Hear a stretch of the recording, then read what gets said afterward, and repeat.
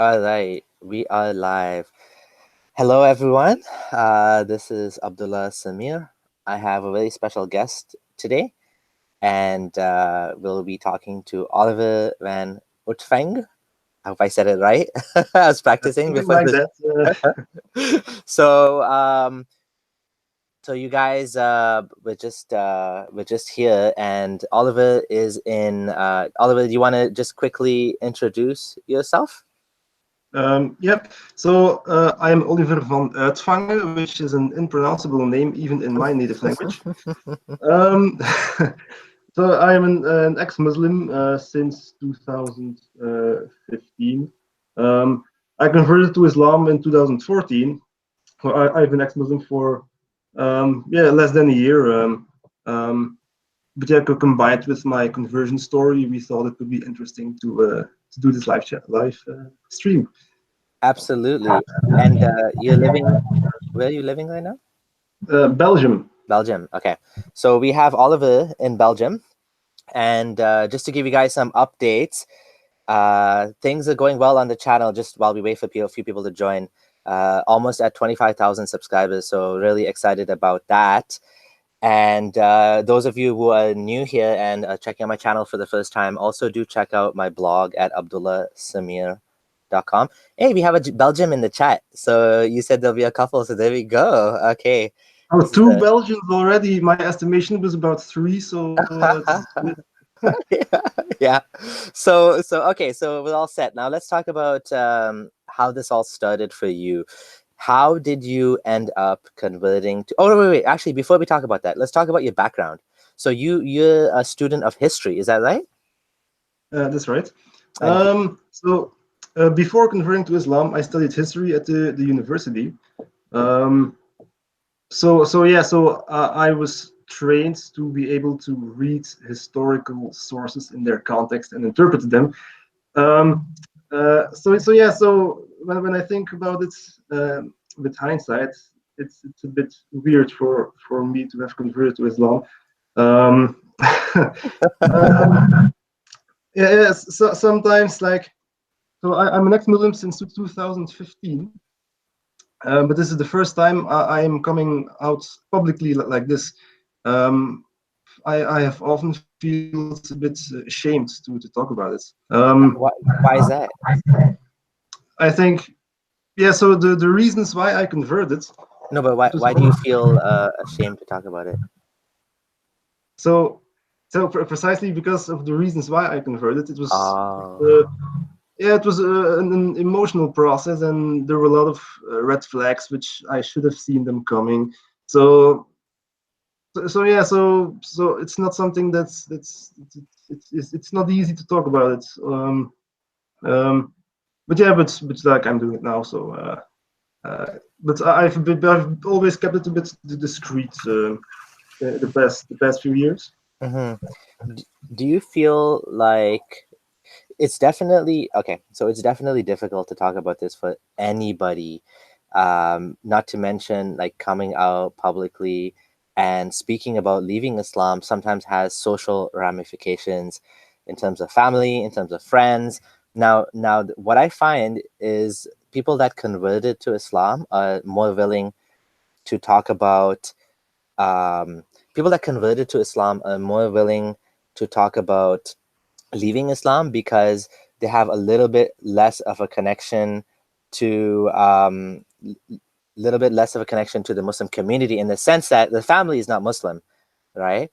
So that actually helps, right? The fact that there's you don't have like family members that are going to disown you. You pretty much just have like friends and people that you became, you connected to them after converting to Islam. So but still, even just making a public statement, it's sometimes can be seen as a very political thing. It can be seen as almost racist to talk about these topics. It's we live in a very politically sensitive world right now. Yeah. I think for Belgium especially, it is rather sensitive. So in the case of Belgium, the only people who publicly voice criticism of Islam, they are clashed with the extreme right. Yeah, we used to have two philosophers, Maarten Boudry and Etienne Vermeers. Those are the only two people I can think of who voice criticism on Islam and who are not considered to be racist. One of them died a few weeks ago, so we have now one person. Okay. So yeah, the situation in Belgium is very polarized. I don't. I think it is in Belgium a bit more polarized than in the rest of Europe. So yeah, the hard part was not leaving Islam. So also for me, it caused some serious difficulties. But converting to Islam is also a very difficult step. So, let's talk about that first then, before we talk about leaving Islam. Yeah, of course. So yeah, I'm going to start now with why I converted. Yeah. Let's hear about, as an atheist that was a student of history. Now, you don't need to feel bad, because honestly, like, a lot of us look back on some of the things in Islam and we wonder, like, how could I believe in this? Like, it sounds so ridiculous now. It's one of those things where when you're inside it, you don't realize. And it's I'm not saying Islam is a cult, but like it's a similar experience when you're in a cult, where everyone around you is like saying, you know, certain things, and you accept it, and then someone outside the cult, or if you leave the cult, you're like, I can't believe that I fell for that, and you feel bad, exactly. and you feel almost ashamed and embarrassed that like how could I have like I'm a smart person, other in the rest of my life, you know, I'm successful in my career, you know, I have a family, all these things, but you know, in a moment of weakness, or for whatever reason, something happens that causes you to convert. In my case, I wasn't very rational back then, and it kind of fit with my background, because my mom is actually Sunni Muslim, my dad wasn't. My mom was Sunni Muslim, so I had already had a little bit of exposure to it, and so I chose to become a religious Muslim despite my family. When I look back, I feel kind of like, wow, like, why did I do that? So yeah, so let's talk about how you converted to Islam, how you found out about Islam. What did you think about Islam actually before you converted, and then what was your journey? Yeah. So before I converted, well, I didn't know much about Islam. Yeah, we learned a bit about it at university, but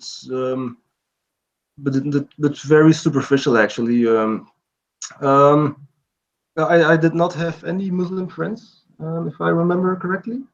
So yeah, so I was having this relationship with my girlfriend. Um, we were together for a few months, and she converted. She was already into it before we got together, and so yeah, so she introduced me to Islam, and started off from there. Um, so yeah, so she told me the news that she wanted to convert. Yeah, she was very nervous. She was afraid of my reaction, and I thought, well, you have to do what makes you happy. I mean, good response. Yeah. Islam is a religion like any other, so if that's what makes you happy, just do it. I was a convinced atheist. Yeah, I was just convinced back then, as I am now. So yeah, so I didn't really understand, but yeah, there can't be any harm in that, right? So yeah, so we went to a lecture, an introduction to Islam. Um, she took me to this lecture, and it was given by a person who runs an organization in Belgium, which focuses on giving lectures on Islam, but also giving weekly classes to converts or interested Muslims who want to know more about their religion. Yeah, every Sunday they give those classes. At the end of the lecture, my girlfriend converted, and starting from there, she took the weekly classes. I went with her. I wanted to learn about well because for our party. And I remember the first time that I went to the weekly class. The majority of the students there are converts. Wow. There are also people born into Islam, but it's really the converts who have a need for this, you know. And so I met a lot of new people, mostly converts, and the way I remember it, I've never met people in my life who looked so happy, you know. Islam was the best thing that ever happened to them. And the way they talked about this Islam, really they were emitting some kind of energy. I was really amazed by these people, and by the teacher. I mean, really, I've never seen anything like that. Do you feel like this was filling a psychological need that these people had, or something that was missing in their life, or maybe they had some trouble in their life or something like that? This was their filling in, because a lot of atheists kind of like crap on religion and like and say, oh, this is useless, it's garbage, this and that. But like it is actually fulfilling like a very real need in the community, isn't it? Yeah. It The way I saw it, all those converts, as they were telling me about Islam, um, Islam for them really was a motivation to make their lives better. My girlfriend used to smoke, but okay. she gave up smoking right at converting. She was addicted.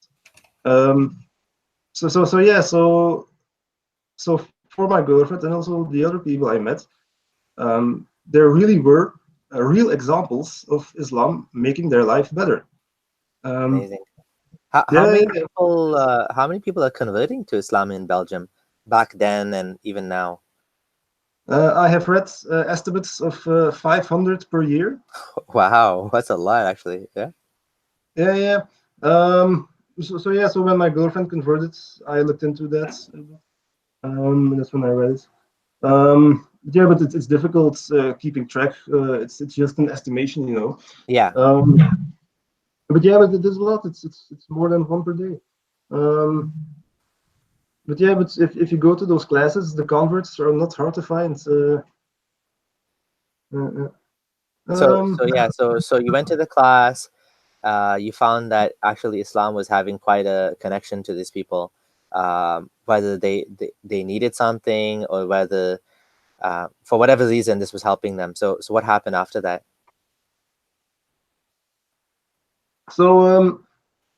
so the classes were every Sunday. So we started taking the classes weekly. And shortly after her conversion, the mosque where my girlfriend was going to, um, this mosque has also a weekly classes for children, the Quran classes where they learn Quran chapters, stuff like that. Um, and this mosque was organizing like a graduation party for those children. And my girlfriend and I, we decided to volunteer during this party. Um, and this again was a very amazing experience. It was the first time that I got involved with an activity like that. Um, yeah, it was awesome. And the people I met were all great people. I still have contact with some of those. So yeah, in general, I only had positive impressions of Islam. Um, yeah, and it made me think. Like I'm also a bit of a postmodernist. Like no one can really be sure of everything. You know, if I'm wrong, so like that. Um, um, so yeah, that's about it. I got a very positive impression on Islam. And then Um, what happened after that? You started studying the Quran, reading the Quran, or so you were going for these classes, and then what happened next? yeah, so I started like doing a bit of research on the internet, following some Facebook pages, hadith of the day, whatever. Um, I read my first book on Islam like 4 months after the conversion of my girlfriend. Yeah. So the first book I read about Islam was from Karen Armstrong, Oh, yes. which which also leaves a very positive impression. Um, yeah, I didn't know much about it, so for me the book looked pretty good. But now I do think that that Karen Armstrong kind of whitewashes cherry picking. Yeah, she's very positive about Islam in general. Another example of that is Reza Aslan. But Yes. I actually did very much benefit from reading Ken Armstrong's book. No God. I forgot what it's called now. History of God, something like that. History of God. Mhm. It talked a lot about how the Bible transformed and how those people, were inspired by visions of God, and how very human, like she kind of brings out how very human the Bible is. And like you said, she's a bit of an apologist and stuff. But and another person is as Aslam, and I read his book No God But God. I read it very recently as an ex-Muslim. Obviously he's very positive about Islam, which I didn't agree with, like, women's rights in Islam and stuff. He's like very, very one-sided, but he also brings out the very human nature of the work and why it needs to be reformed. So I really like that. Even as an ex-Muslim, I actually liked his book No God But God. Yeah, indeed. I've also read that book. Um, it also touches some subjects like Muhammad's date of birth, stuff like that, which I found very interesting. Um, so I also happened to have read one of Reza Aslan's books shortly after converting about Jesus, the Zealot. Oh yeah. Maybe we'll talk about that later. Um, so yeah, so I read this book 2 weeks after converting about Jesus, which may not seem like the most logical choice, reading a book about Jesus after converting to Islam. But he's a prophet as well. So there. Uh, um, so I read this book from Karen Armstrong. Um, so so yeah, Islam got a more and more positive image to me. Mhm. And I came to realize, well, if I look to these people, if I look at my girlfriend, Islam really is a positive influence in their life, and it makes them so happy. Uh, Before that, I did not feel that I was missing something, but now it was like I have never known what I have been missing. Mhm. This is an expression in my native language, that you don't know what you've been missing. And I became to realize that even though I don't believe in it, converting to Islam would really have great benefits in my life. Um, so wait just a moment. I am writing. I'm writing a diary, and I wrote. Wait. Um,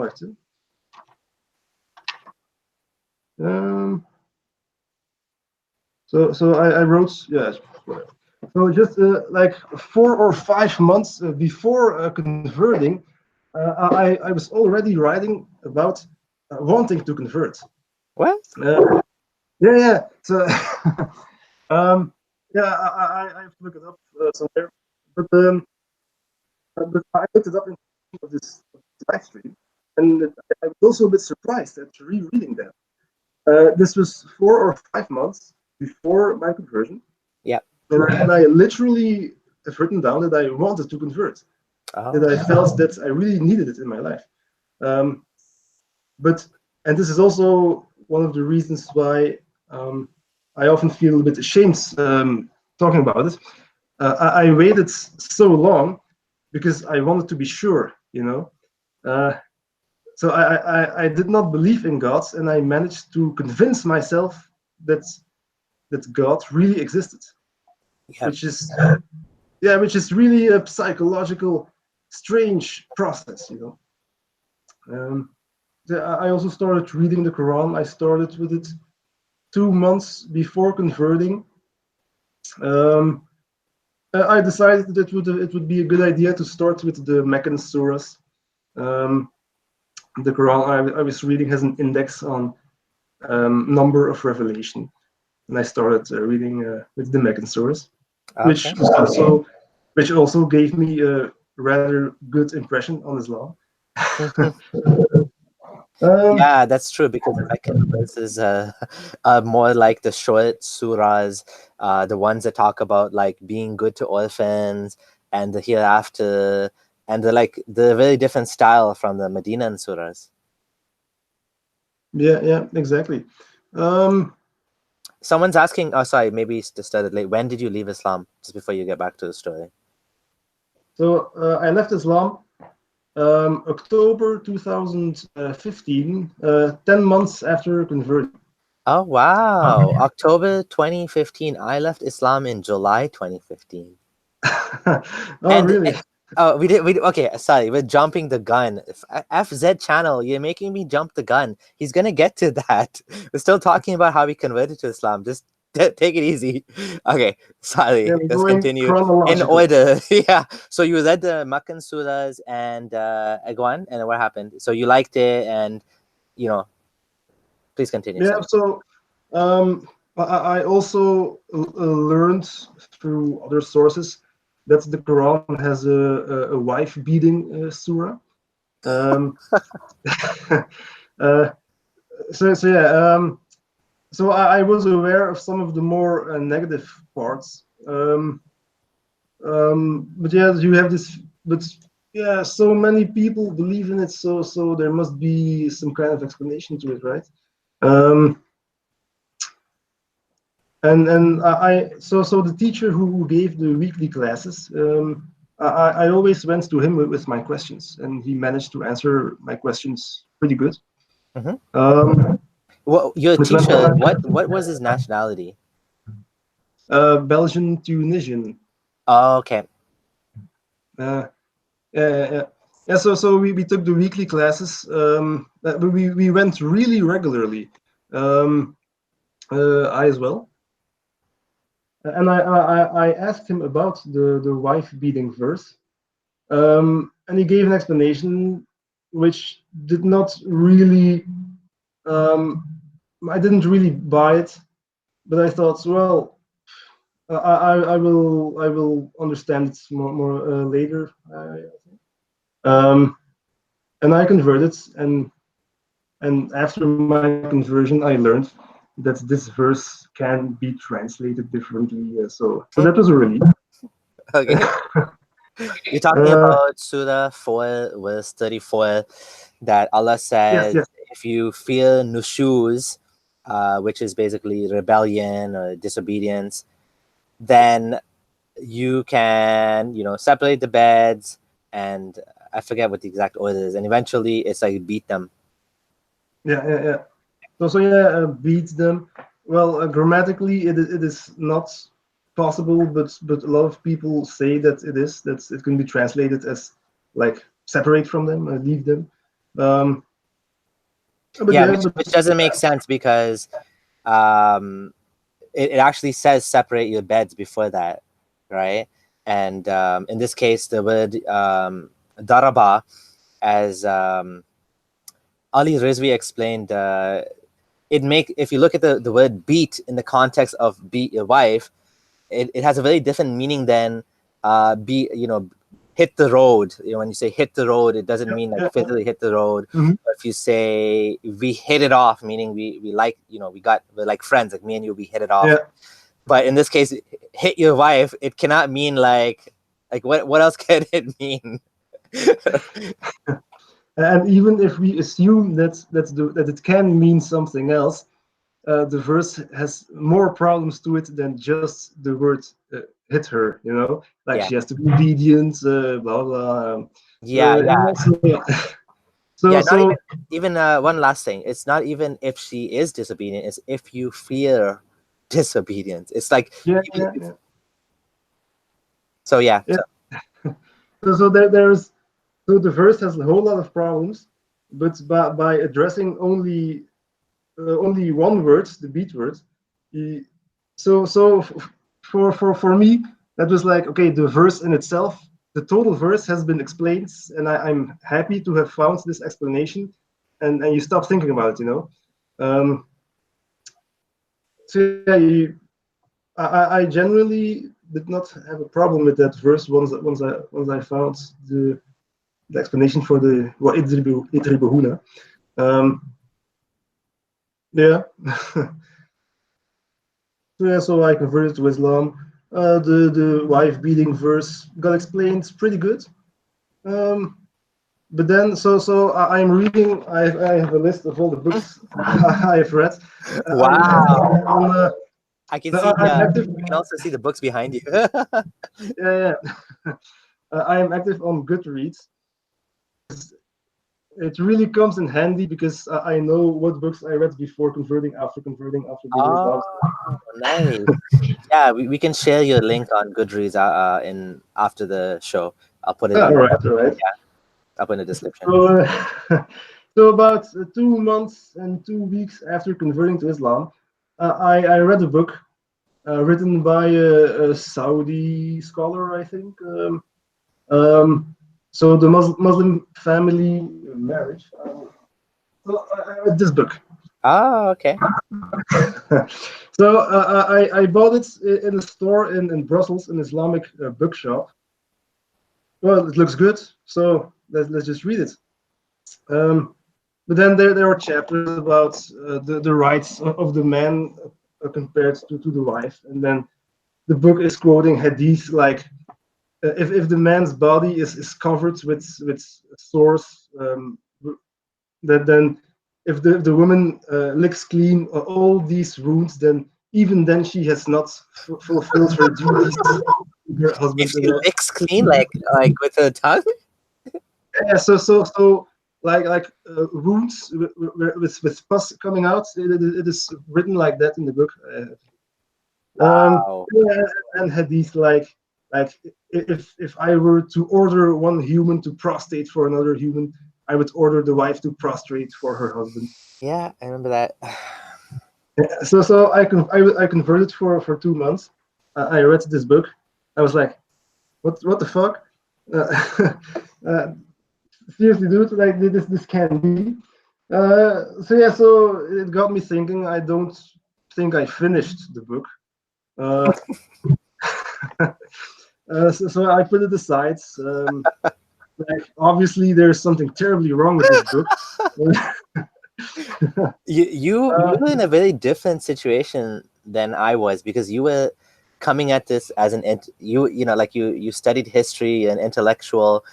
I was just like a kid that didn't know anything. I was in high school and I read these books and I was just eating them up. I was like as stupid as they were. I think the only time I had like major cognitive dissonance was when I read a book about the prophetic medicine. And that was like so embarrassingly bad that even me, without any science education, I'm like, this doesn't make any sense.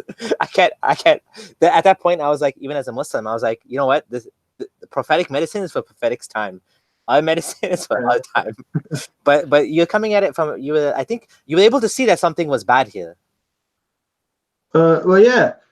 So I saw that something was bad, but I thought, well, I've always known that's so I converted a few months after ISIS declared their caliphate.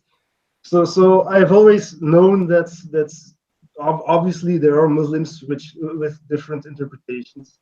So reading this book did not make me doubt Islam Yes. itself, you know. So yeah. So the author of this book is obviously like totally wrong.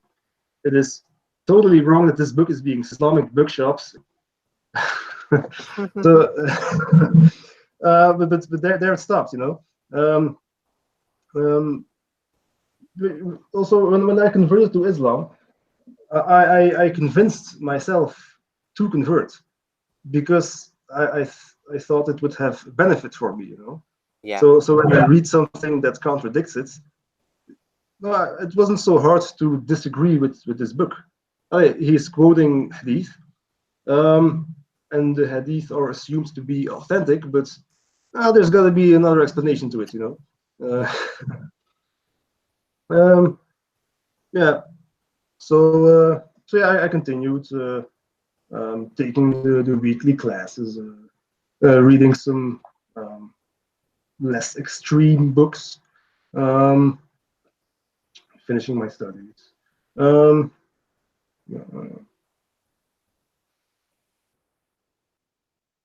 yeah, so then came Ramadan. I participated in the Ramadan, obviously.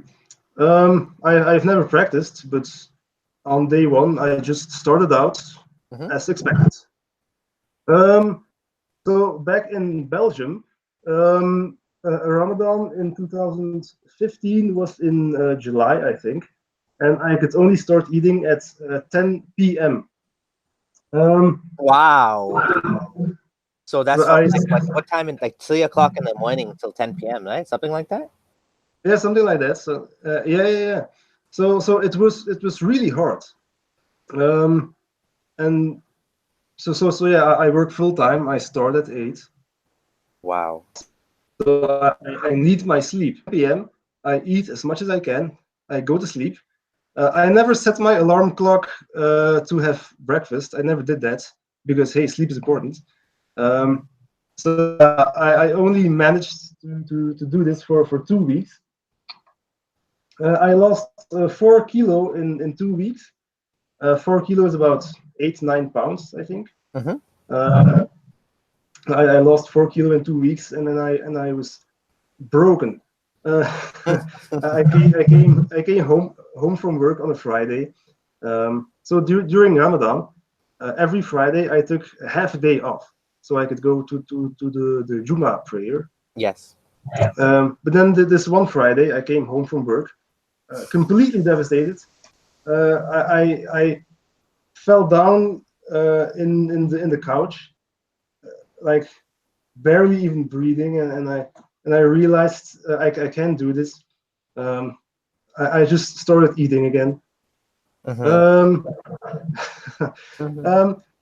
Which it made me think. So I read an interview with an Imam from Finland, and in Finland they eat until 11 or 12 p.m. before they could eat again. So this Imam from Finland, he wrote in the interview that they simply follow the hours from Mecca. Yes. Yeah. And in Mecca, they could start eating at 7, which is with Belgium a 3-hour difference. And I thought like, hey, I'm going to do that too. I'm also going to start eating at 7. Yeah. But then it got me thinking, why is there no instructions about this in the Quran or in the Hadith? Like, it doesn't really make sense on a round planet, you know. I mean, the Quran has some verses that are interpreted to represent a flat Earth, but they are open to interpretation, I think. Yeah. But this Ramadan thing, this only makes sense on a flat Earth, you know. And then it got me thinking, like it's not that it only makes sense on a flat Earth, but it's like it seems like someone that invented it would have visioned the world as a flat world where everybody gets the same amount of fasting time. Well, maybe the author of the Quran didn't realize that there was such a large discrepancy in the number of waking hours in the world. Otherwise, he would have used like a fixed number of like 12 hours or something, right? Yeah, exactly. So I think this was the first major thing. Oh, there was another one as well. No, but this was the first really major thing that got me thinking, and it started going downwards from there. So I have been a Muslim at that point for 6-7 months, and it started going downwards from there. So I started bending the rules. You know, like I'm Mhm. also going to fast till 7 p.m. Yeah. And once you start bending the rules, why can't I start bending this rule? You know, so so that's how it started with me. What if you would have converted to Islam in winter? Sorry, when Ramadan was in winter, like 15 years later, you would have had a tiny little fast, right? In Belgium. Yeah, so I looked up the hours in Belgium um, in the winter, and it would mean that I would still have the chance to have breakfast on a normal hour before going to work, and and and and when I got home from work, I could immediately start eating again. It's so Uh, funny. It's like a normal day, right? and then I started looking up prayer times in cities in northern Russia, and then for some of the prayers like Dhuhr, like Isha, Maghrib, they had no prayer times because there is no night, and so it all got me thinking, and like, what is this, you know? So how do Muslims in above the polar circle even pray? You know, how do they do it? Uh, so yeah, so that was the first major thing that got me thinking. Um, Fascinating, fascinating. Yeah, these are kind of I made a video on this and I called it something like escaping the matrix, where I talked about how it's these little things that like you just it's sometimes just such the most subtle thing that if you told a Muslim like I left Islam because of this, they'd be like ha ha ha ha ha ha. Like it's like as if I've been accused as well by someone that was very close to me, someone I knew for all of my university career. I met him in university, first year of university, and he was junior to me, and he finished his entire university degree. He knew me for many, many years, and he knew my family. He met me, and he actually told me, and he said this publicly online, you left Islam because fasting and praying was too difficult for you. Like he actually said that to me. So like people almost like laugh at this, but they don't realize that, well, one, that's not why we left Islam. That's an indication to us that made us realize that this isn't actually from God. It's even if it's not, even if it is from God, it's not well thought out. It doesn't make sense, right? So these little things, they help you to get out of it, and it's actually fascinating. yeah, indeed. Yeah, so I converted to Islam after ISIS declared its caliphate, and they were decapitating people while I was a Muslim, and these Wow. things never made me doubt. Like, oh, they're just wrong. Yeah. So so yeah, They don't make even Muslims doubt. Well, sometimes they do, but sometimes they don't. It depends on how you see it, right? Like I know somebody that converted to Islam, a white woman, after September 11th. Not my wife, somebody else that she knows. So sometimes these things actually make people look into Islam and convert to Islam, not because she was inclined to terrorism, but she wanted to know the true Islam, as she put it. And yeah, so she was motivated to read about it. Yeah. yeah. You sometimes hear about people. So sometimes on Facebook, it passes that's, oh, this is Mike, blah blah blah. He read the Quran because he wanted to disprove Islam. His name is now Abdurrahman. Just that, Yeah. uh, I never had this feeling when reading the Quran that it was such a wonderful book, actually. Mhm. I've read from another convert on Facebook that she wrote. So she converted to Islam, and she wrote this comment when she was still Muslim. She is still a Muslim today, actually. And she wrote that she does not understand how people can be so amazed by the Quran.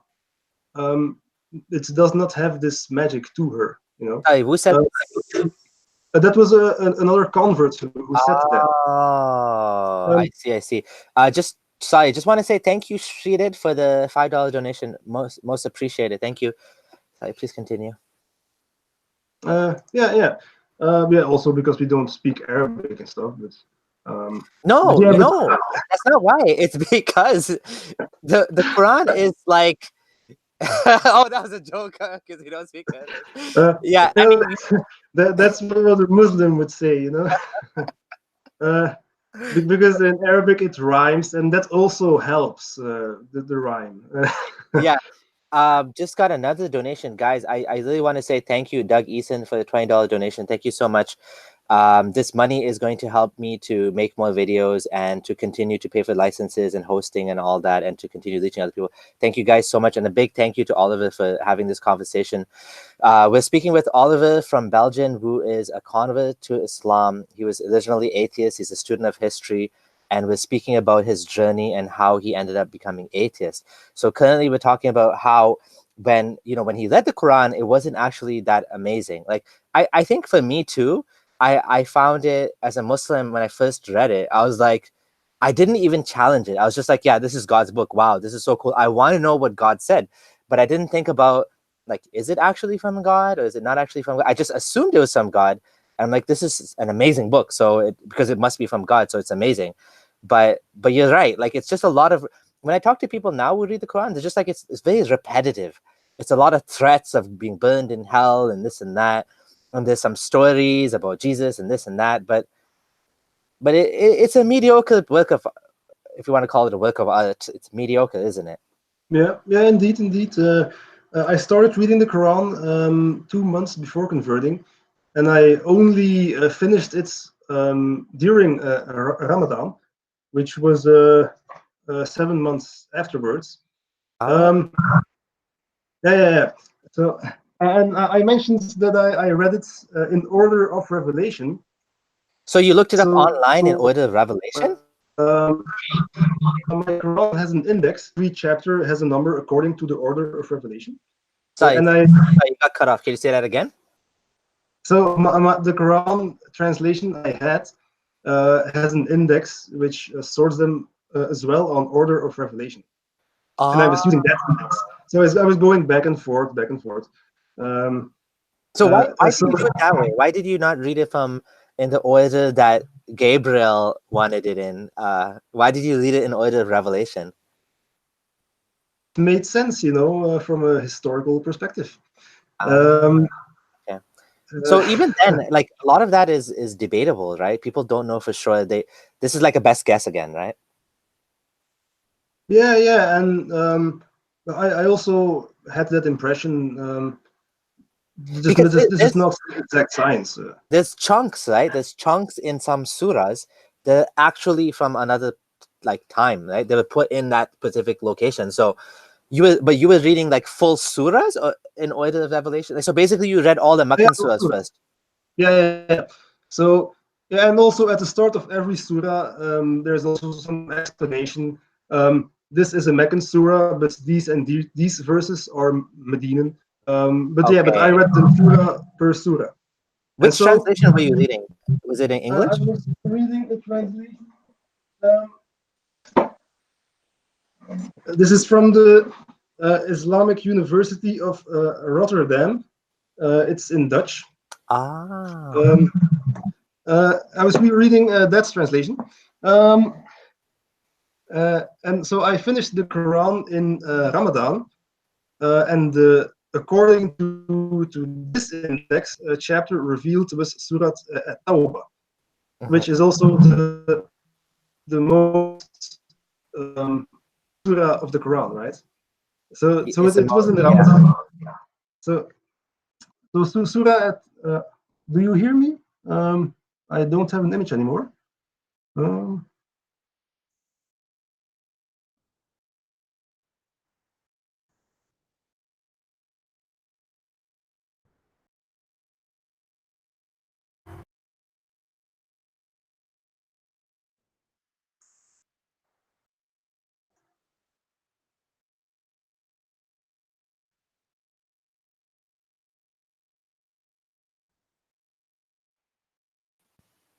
Hello, sorry about that. Hello. Yeah, sorry about that. I got disconnected. Please continue. Yeah, so this was Ramadan. I just finished reading the Quran, and the last chapter was Surah At Tawbah. chapter 9, which has the sword verse and all kind of other ugly verses. and I finished this chapter, and I was a bit disappointed. So like the infidels are impure, don't allow them near the sacred mosque. I read verses like that, and no, it did not really fit with my image of Islam, you know. Yeah. Surah At Tawbah is considered one of the worst, most violent surahs, right? And so I just got another donation. Wow, this is crazy. Amitanshu Bose, who has been communicating with me to email, he wants to say he's an ex-Muslim like you. He converted to Islam and then left Islam as well. So he's a fellow convert. And my wife just donated as well. Thank you, sweetheart. Moon Stays in the dust on your family. lungs. Huh? She's on the chat as well. Yeah, she's watching as well. So she's also in a similar kind of journey. So this is a really interesting talk. So yeah, Surah Tawbah is like, yeah, also known as Surah Bara, as just mentioned in the comments, is the surah that basically tells the kuffar of Makkah, you have what, 90 days or something to leave, and otherwise after that it's like all out war, right? And you're going to be killed or whatever, right? Yeah. But also in general, I often had the impression. I have read parts of the Bible, the New Testament in particularly, and the Gospels about Jesus. They contain some pretty nice stories, good lessons, spirituality. But when I was reading the Quran, I was converted. I believe it came from God. Often stories were kind of lacking, you know. Even as a Muslim, I do remember thinking this. I was a bit disappointed, like God is so obsessed with this is an impression, even as a Muslim. Sorry, I missed a little bit. I missed a little bit of that. You were saying God is obsessed. What happened? So I had the impression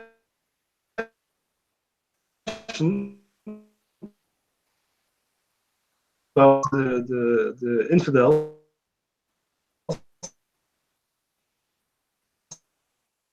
They don't believe. So he has no time to talk more. But except for the story. Hey, hold on, we're having a little bit of a bad connection. Can you just click on the button in the middle of your Hangouts that says adjust bandwidth usage, and just click on just limit the bandwidth, because it's not it's a little bit, it's cutting out. Like, can you try that? Just lower the bandwidth a bit from HD. Just drag it down. Do you see that option in there? Hello? I think we lost him. Okay. While we're waiting for him to rejoin, seems like having a little bit of a Wi-Fi connection problem. Just a moment, everyone. Just want to say thank you to everyone that's donated and for supporting me. It's actually quite a lot of work, and so it's honestly most appreciated. On top of a full-time job, I really do need to hire people to do editing, to do subtitles and stuff like that. So I do appreciate the donations. It's honestly impossible to get the quality of work out just for one person. So having especially a video editor would be amazing. It would mean I have more time to spend with my kids. Oliver, are you back? Yeah, I'm here. Okay, good. Can you try one thing before we reconnect? Just at the top, it says there's a button that looks like a Wi-Fi button. Just click on it and drag it down a bit so it's using a little bit less data. That might actually make the connection a little bit more reliable. So you were saying something about God being obsessed. Can you repeat that part again?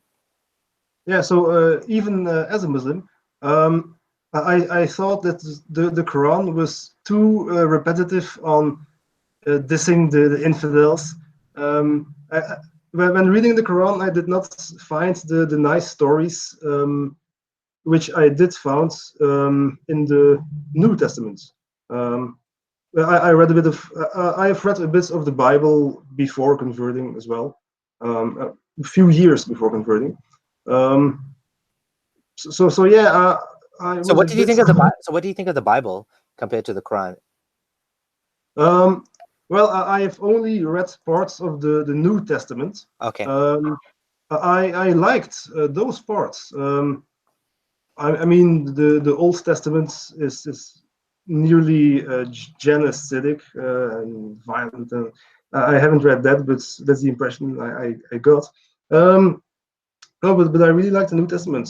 Also, the stories are better structured. The Quran is very repetitive and yeah, very chaotic. It's true though. I mean, it is obvious. What do you think about, I mean, just to go off topic a little bit, what do you think about like theories that the Quran was actually like authored after Muhammad's time? Do you think there's any weight in that? I personally don't, I don't tend to subscribe to these far out theories, but yeah.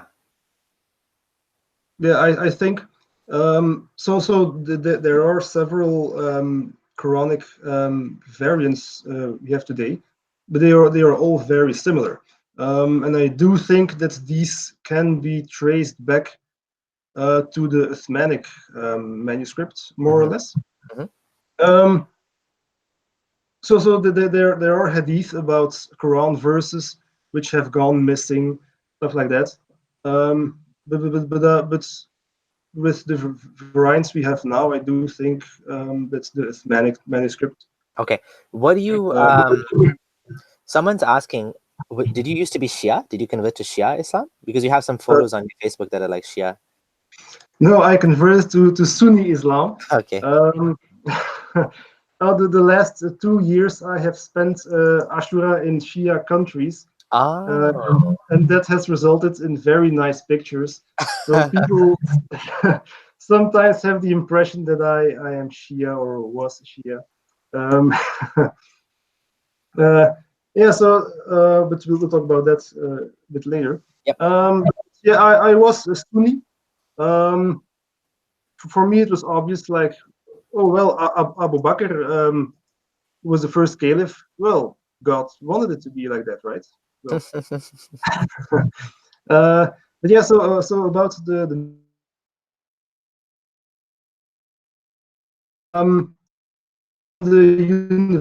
University of Birmingham was discovered and dated the time of the life of Prophet Muhammad. Sorry, you're cutting off again. Can you say that one more time? And yeah, maybe turn down the bandwidth a little bit more. Okay. Yeah, sorry, we didn't catch that. Can you say that again? Yeah. So university, yeah. Sorry. Yeah. So while I was Muslim, there was a discovery in the University of Birmingham.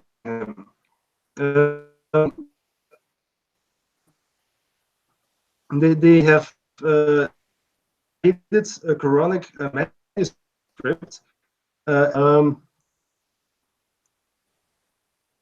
Keep going. Yeah, I just turned on audio because it was the connection wasn't good. Hello?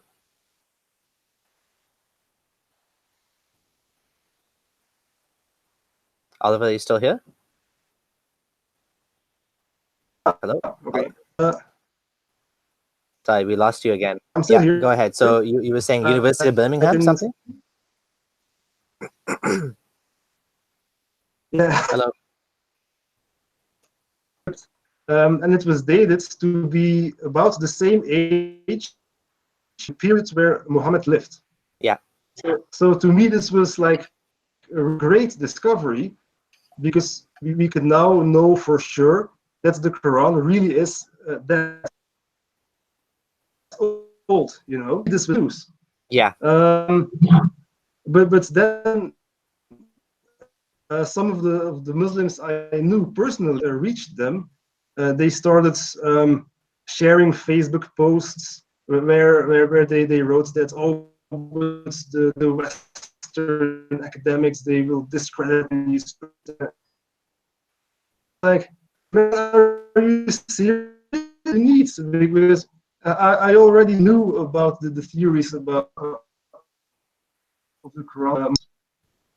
So in my opinion, the discovery of a manuscript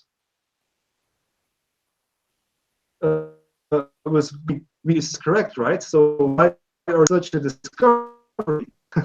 I think this happens after Ramadan. Even as a Muslim,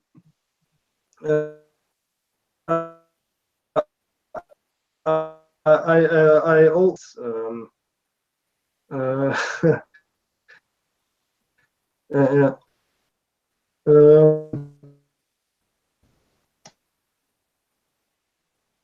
I'm during gonna Ramadan, I read a book. Yeah.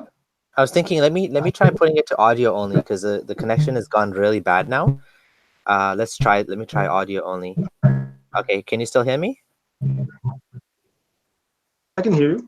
Yeah, okay. So you were saying, so please continue. So you were saying, you heard about the Birmingham Quran, and this to you was a great discovery because it kind of confirms that there's very early manuscripts that go back to the time of Muhammad. So basically the Uthmani manuscripts. That's what you're saying, right? Yeah. So assuming Islam is correct, you have nothing to fear, right? Yep. God, my environments, they started to get very nervous at this discovery, and even before anything was known about it, they were already condemning Western academics, and they're going to discredit Islam. We are not going to we are going to reject what conclusions they make from this manuscript. Such a I think about Islam, you would not make such a statement, you know. Yep. So it didn't make sense to me why you write that. So In the same period.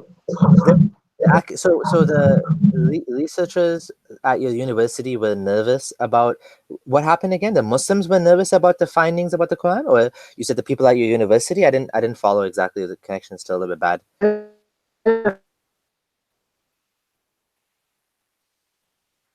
Okay, this connection is terrible.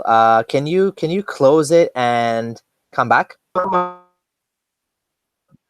I can't hear you at all anymore. We're having a very interesting conversation, but I need you. Can you try to rejoin? Because I definitely want to hear more. Just close it and open it again, maybe. Or possibly get closer to the Wi-Fi, or plug it in if you can.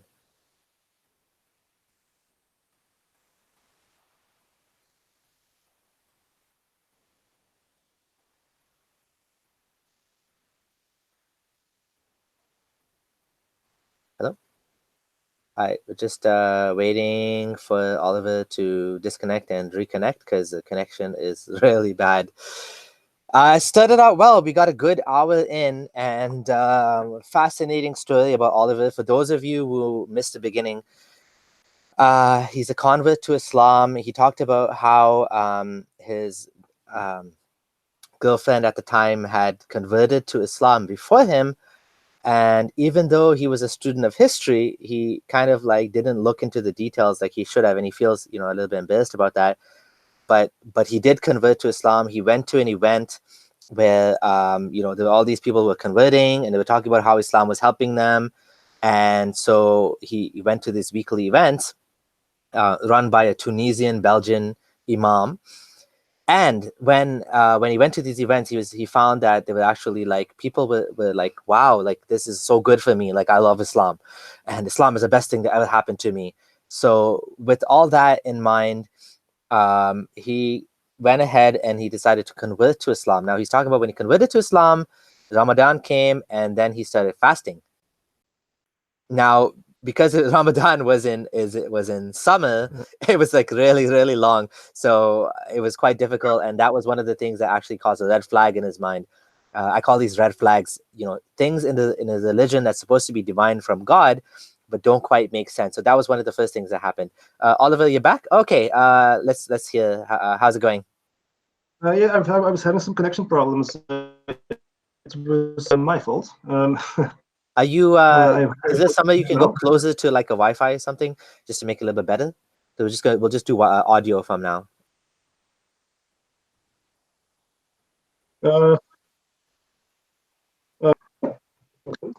Yeah, but you can continue. Now it seems fine. So we can try again if you like from where you are.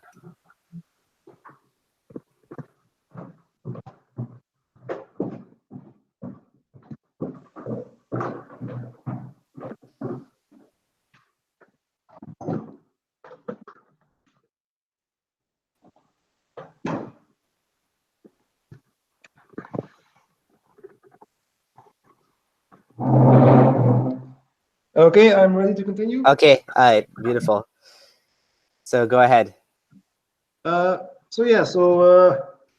manuscripts. My Muslim friends not seeming so confident. Oh, your Muslim friends were scared. Yeah. Yeah, for me, the discovery of something that can only confirm my religion, well, is good news, right? Yes. Because because hey, we assume that the Quran we Muslims are reading that it is correct, right? So in the same period, I also read a book from Ingrid Mattson. She's an American scholar. The Story of the Quran. Yeah. Apparently, she is a convert. Yeah. And she wrote a book about the Quran. And in this book, she mentions also the variances in the manuscripts. Variant readings. Oh, okay. Like Hafs and Warsh, stuff like that. And this got me thinking. When I converted to Islam, everyone was telling me about, and every Quran in the world is identical, and the Quran we have today is 100% exactly the same as the original Quran. So these were all claims that I converted to.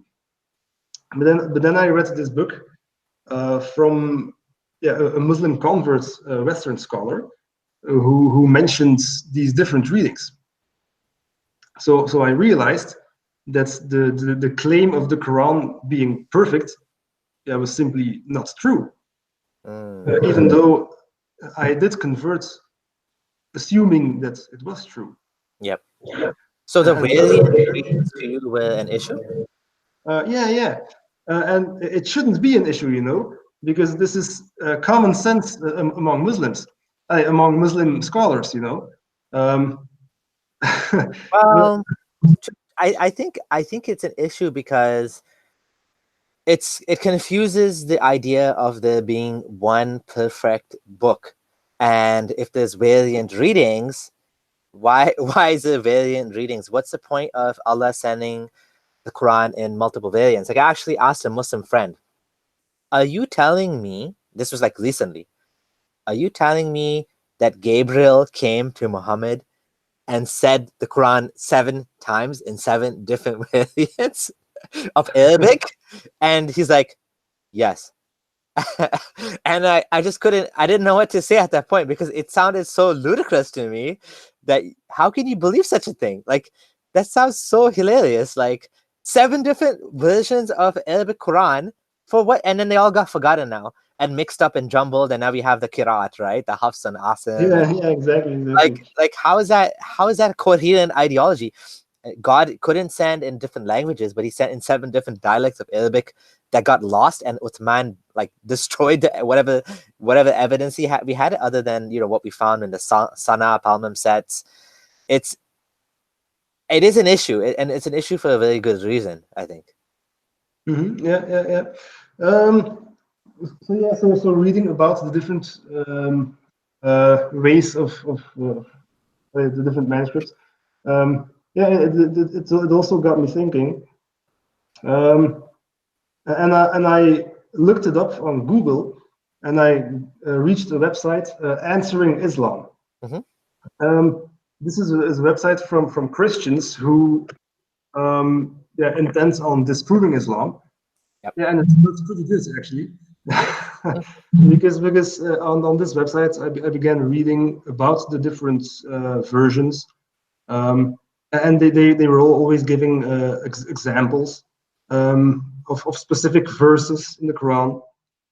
And yeah, so I started reading that, and the more and more I started reading, the more and more it's troubled me, you know. So this was the first time since you converted to Islam that you were reading something against Islam now? Yes, I do think that this was the first time. Answering Islam.com or whatever. Yeah. It's been a long time since I've been to that website. Yep.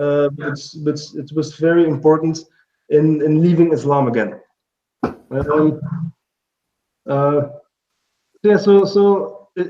So as I said, among Muslim scholars, so the existence of the variant ways of recitation, it is a fact.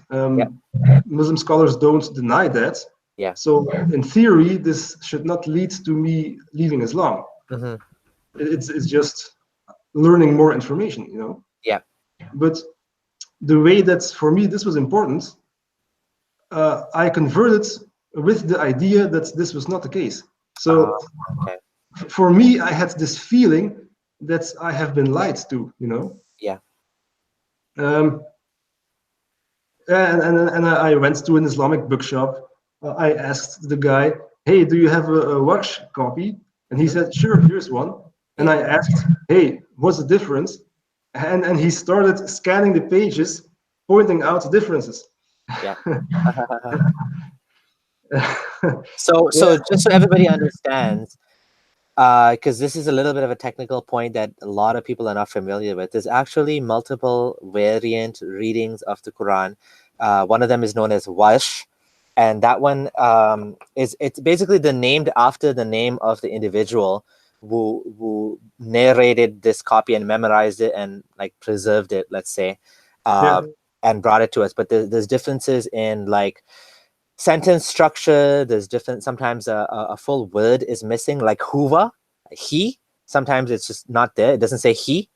And for the most part, the meaning doesn't change for the most part, but sometimes the meaning is different, a little bit different, or subtly different, or sometimes the meaning is different enough that like a whole different interpretation can come out based on a scholarly reading. So for example, Shias, based on one of the variant readings, they have a difference in how they do wudu or something. It's in one of the videos. It's in the video I made about the variant readings. So that's what variant readings mean. In the original Arabic itself, there's a difference. But yeah, please continue. Yeah. So the different readings was one of the main points of doubt. That was the first time that I really started reflecting on, did I make a good decision? You know. So how long was this after converting now? So I read about the variant readings during Ramadan. So this was about, the context of giving up on fasting, bending the rules. Yes. It was in this time period that I read this book. Okay. And that I first learned about the different ways of recitation. So Ramadan really was a turning point for me.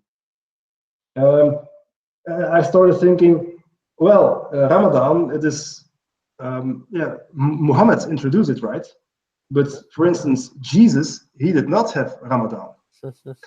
So wasn't Jesus a good Muslim? Or, Yeah.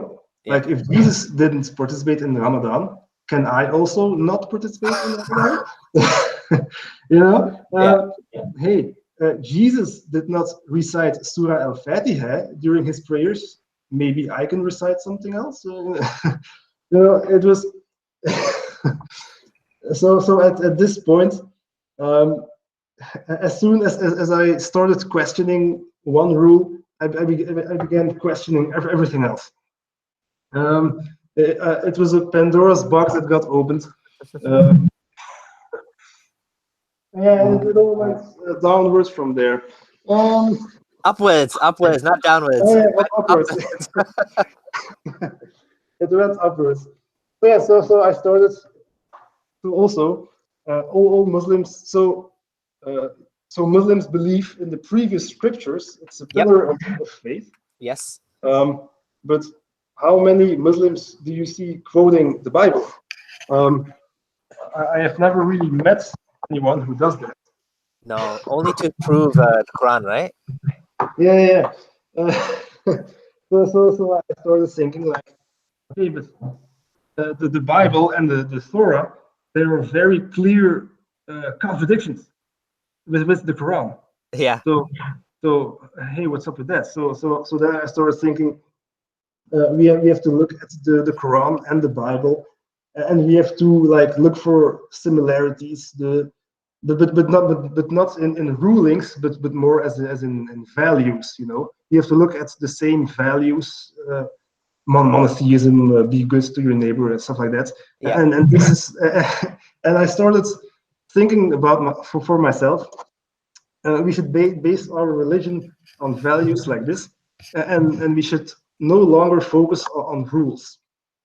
And I found a justification for that in the Quran, chapter 2, verse 177, which goes like, righteousness is not about facing east or facing west. Yes. Righteousness is about the person who believes in God, does prayer, stuff like that.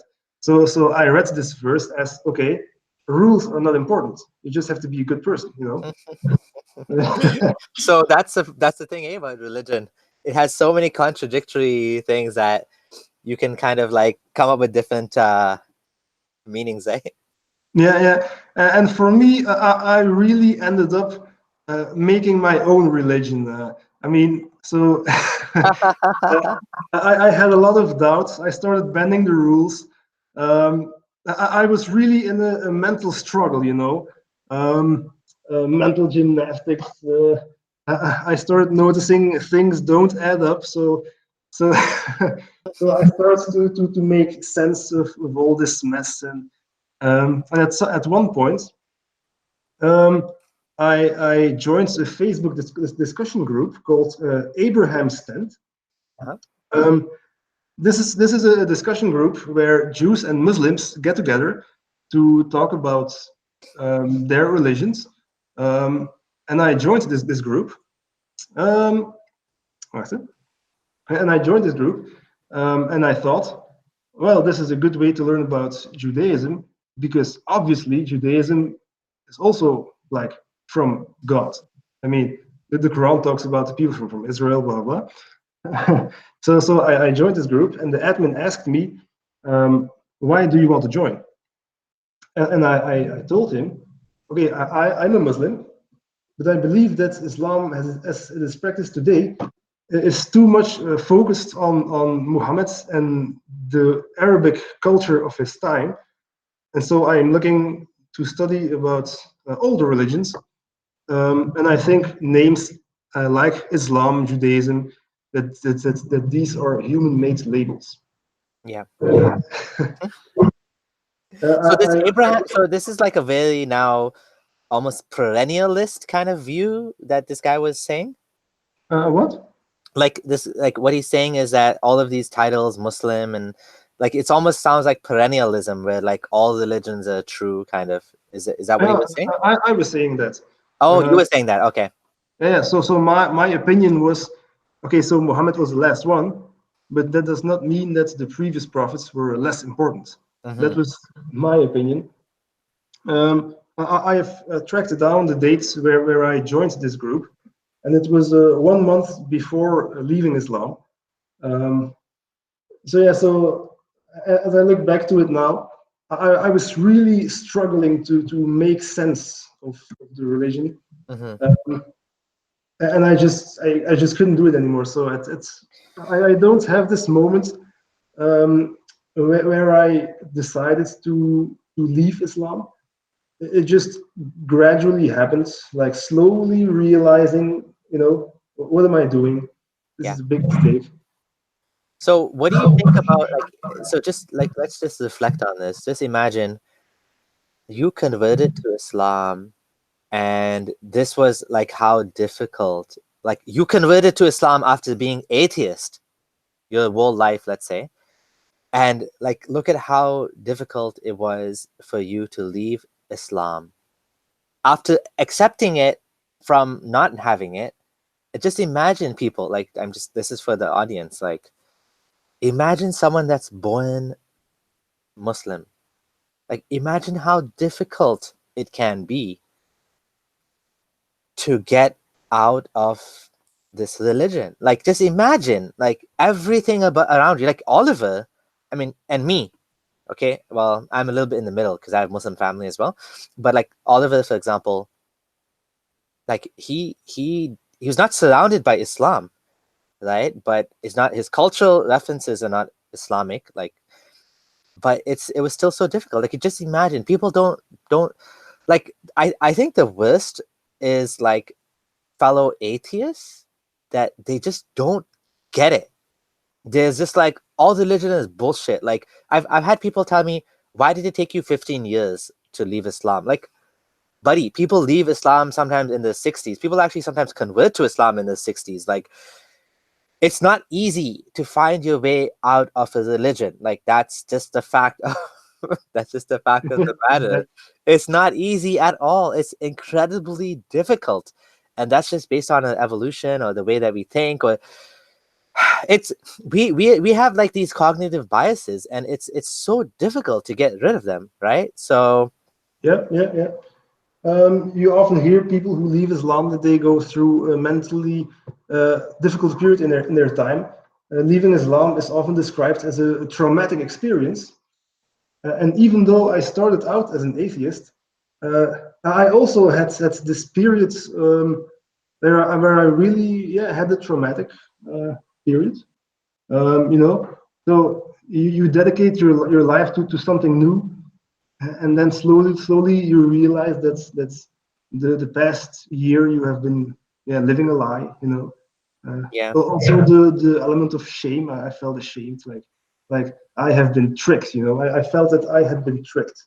yeah. Um, yeah. Um, And just imagine now, just imagine, let's say you converted to Islam, which you did. Let's say you learned Arabic, which I think you did actually study. We can talk about that in a bit. And let's I started studying Arabic 1.5 years ago after leaving Islam. after leaving Islam. Why after leaving Islam? Okay, so I'm an ex-Muslim now for 3 years, right? But Islam has always remained my favorite historical subject. Nice. Um, before converting to Islam, I had different historical interests. I wrote my master's dissertation on the Second World War, which is not really original, but whatever. But now Islam really is my favorite historical subject. And I do want to read the Quran in a historical context, and I think it is a good idea to know Arabic. Most of the books I read, even today, are related to Islam. Yeah. So I wanted to say, imagine this. Imagine you studied Islam, you learned Arabic. Let's say you became an imam. Let's say you went to Medina or you went to Mauritania, and then you came back to Belgium. Now you're an imam. Now you find out Islam is false. Now everything in your life is Islam. You have all your money comes from Islam. You're preaching at the masjid. Just imagine how difficult it is for someone at that level to leave Islam, because they have everything to lose, right? Yeah, indeed. I also had things to lose. There's a very important point I haven't mentioned yet. Mm-hmm. So, as I told before, my girlfriend converted to Islam before me, and while I converted, my girlfriend was pregnant, and we have a child together, a daughter. So when I left Islam, so we were a Muslim family, Yeah. and when I left Islam, I did have backlash. How they put it. Yeah, so my girlfriend's wife, because we were married in the mosque, so my wife. Yeah. For her, it was a big shock. So her idea of the ideal Islamic family, her future, it was all in ruins, and she took it pretty badly. And yeah, she had the idea that Muslim men can marry Christian women, Jewish women, but Muslim women can't marry atheist men, and she was really struggling with that. We are now divorced. So yeah, even as an atheist, even as an ex-convert, I also had things to lose by leaving Islam. But yeah, it was not the only reason we separated. Yeah. A religious Yeah. difference. It's not the only reason, but That's it was very important for me at the time. yeah. It's unfortunate that Islam has this rule about Muslim women can't marry non-Muslim men. Who knows what reason there was for that originally, but it definitely ruins lives. I mean, I could have ended up also divorced too. Yeah, It was a scary time because I left Islam and my wife didn't, and I didn't know how she would react. But thankfully, we managed to work it out. So it depends on individual circumstances a lot, right? yeah, Uh, indeed. so like you said, there's a lot to lose for people coming out, even if they're not imams. There's just like regular Muslim, even converts, because unfortunately it breaks up the family. And this was an accusation that they made to Muhammad even back then, that he's a family breaker, not because of this, but well, I guess this was part of it, but also because of people would leave Islam, sorry, would convert to Islam, and then they were actually in physical wars with like the family members, because they were kuffar, and now they were Muslim, and they had more allegiance to Muhammad than the family. Whereas in pre-Islamic Arabia, family was everything, right? So this was like a change. This was a change where an idea became greater than blood. So yeah. Yeah, I have to say that these marital problems, which resulted from me leaving Islam, this was the only real backlash I got. I have been pretty fortunate. I went to the mosque regularly, and people there, I can't think of anyone who reacted badly to it. I didn't know many people. I know the son of the imam pretty well. So just to stop you for 1 second. So this is an important point now he's going to talk about, which is what was the backlash for him leaving Islam. Okay, so because a lot of times we hear this meme that like leaving Islam means you will be killed, and of course that could happen, but like let's hear about it. Go ahead. Yeah. So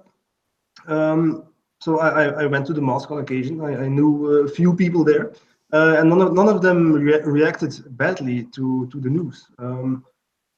I still go to the same mosque occasionally. I know, for instance, the son and daughter of the imam. I won't say they are friends of mine, but they are good acquaintances. Mm-hmm. Yeah, and I have always been open about it to them. Wow. Yeah, so I've been pretty lucky. Maybe it was a bit naive, but I've been pretty lucky in this case. Yeah. So how did they take it? How did they take it when you told them? What did they do? Did they try to convince you back? No, no. No. The moment that I left Islam, I still went to the mosque, but because of accompanying my wife, I still participated in the school events, as a volunteer. Uh-huh. Well, of course, I didn't tell everyone, but there were some people who knew. Also, pretty recently, the Imam's son, he organized an event where people could debate about whether Islam is one of the main causes of radicalization. Hmm. And, and I took the point that Islam does cause radicalization. You were involved in a debate, you said? Sorry, I missed that. Yeah, I was involved in a debate, Oh, wow. or organized by the son of the Imam, and I and my standpoint was that Islam is one of the main causes for radicalization and also for the crimes of ISIS, and it happens very civilly, in a civilized manner. So yeah, so you often hear stories about people getting death threats, but there are also good stories. Yeah, so my story as well was for the most part very peaceful. Like I left Islam very publicly. Like almost everybody in the community here knows me because I converted like from Ismailism to Sunni Islam. And I got a lot of online death threats once I started talking about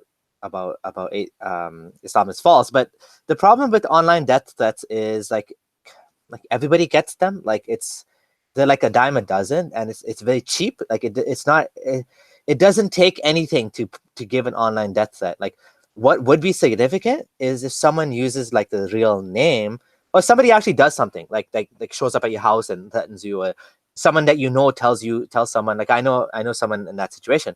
But like you like online death threats are just noise, right? But the worst Mhm. thing that happened to me was I got people calling up my company, my office, and trying to get me fired. They said Abdullah Samir he's anti-Muslim bigot. He shouldn't be working for you guys. He's a bad representative of the company. Apparently, multiple people called, and that is a form of bullying. It's a form of intimidation. It's a form of violence. But Yeah, I mean, yeah. this happened like years after I've been doing this, so it's not like in the beginning, like everybody just wanted to help me, and for the most part, I still don't know who did this. Like I have no idea who it was because I don't even tell people where I work. So it's bizarre, like this happened, right? Like, it's very strange, which makes me kind of suspicious about some of the people I talk to that I told them where I work. But nobody's like threatened to like injure me, harm me physically, like attack me. I do have to be careful for sure because there's always crazy people, and the more kind of popular you get, the more crazy people you attract, because it's just a numbers game. The more people you run into, you're going to get a few psychopaths, right? It's just going to happen that way. Mhm. So but like this is a very good thing to hear, because we there's a narrative that's being spread that Muslims are crazy, violent monsters that are out to murder everybody, convert people to Islam. And like your example is that you went to the Imam and you were involved in a debate. Where was the debate held? Was it at the university, at the masjid? Where was it? Well, it was in some community hall. Um, yeah, And it it's was organized by the masjid, by the mosque. no, like I was the only non-Muslim attending the debate, but but it was organized in a building by the government. So it was open for everyone, but coincidentally they only attracted other Muslims. Well, Uh, that's fine, because that's a good audience to talk to as well, right? Yeah, yeah, yeah. There were also other Muslims who, during the debates, agreed with me. Uh, but for debate's sake, you know. Yeah. Well, there was a study about British Muslims and terrorism and extremism, and it's actually quite. It was quite positive. Like they were willing to talk to these people. They're willing to go to the police. They're willing to talk to an imam to tell them that there's some radicalization happening. I know many Muslims that would call the police if they knew some other Muslim was going to harm Muslims. Yeah, yeah. What I find though is there's certain groups that don't share this ideology, this mentality, which is like Hizb ut-Tahrir, which is like extreme Salafis, maybe Salafis in general, but maybe extreme Salafis, because the problem is that Salafism, which is basically Wahhabism, is another name for it's a very hard line version of Islam that emphasizes like us and them, like Darul Harb, the abode of war, and Darul Islam or Darul Salam, which is like the Islamic lands. And they see like kuffar, like another guest I had, Abdul Razak from Saudi. He said they were taught in Saudi to hate the kuffar evil, blah blah blah, which you can find precedents for that in the Quran. But many Muslim scholars, especially Sufis, they take a more universalist kind of approach, and they see the kuffar as, they say those are not kuffar. They say kuffar, which is ridiculous, but they say kuffar are people that know Islam is false and they still disbelieve, but only people that really know it's false. Like, Yeah, exactly. like who would reject Islam if they knew it was true? That's like so stupid. Like it doesn't even make sense. Like, you're gonna go to hell, but you still going to go to hell? It doesn't even make sense. Like, I've also heard a theory that a kuffar is someone who has witnessed a miracle. Only then you can be a kuffar. And miracles are only performed by prophets, but there are no prophets anymore. So by definition, there are no kuffars anymore today. yeah. So it's a bit strange. So there is this side in the community. Hizb ut-Tahrir is, I think, a horrible influence on the Muslim community because it's all about political Islam, and other Muslims, both like, let's just call them like regular conservative Muslims. Let's call them apolitical Muslims. Let's put it like that.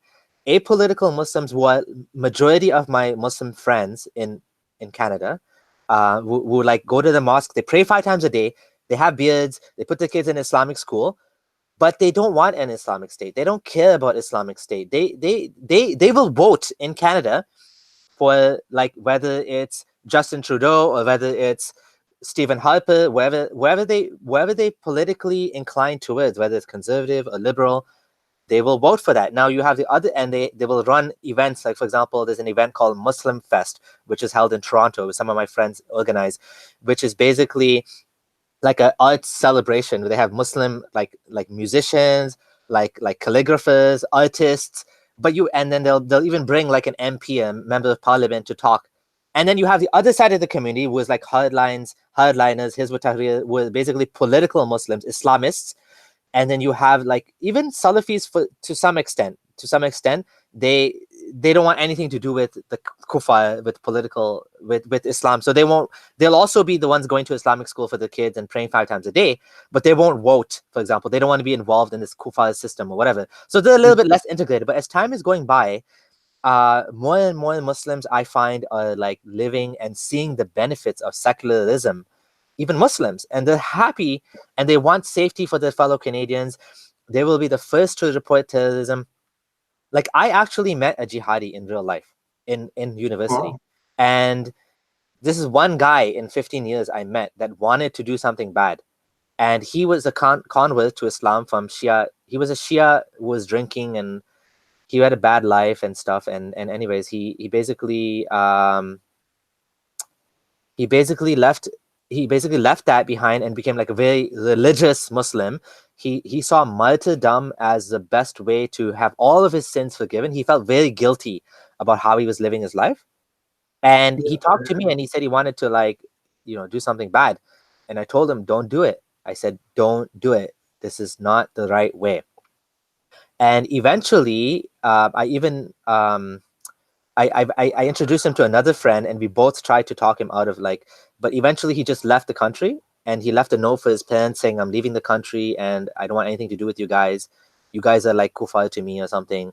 And I don't even know what happened to him. I don't even know if he's alive or not, but that's the one guy I know. And He joined ISIS, or no, this is before ISIS. This was like 2001, 2002. This was like, he went, I don't know where he went, whether he went to Palestine or Syria. There was Taliban back then. He maybe went to Pakistan, I don't know. But he definitely got, and someone's asking, did I call the police? At that time, I did not go to the police because I didn't feel like he was going to do anything bad.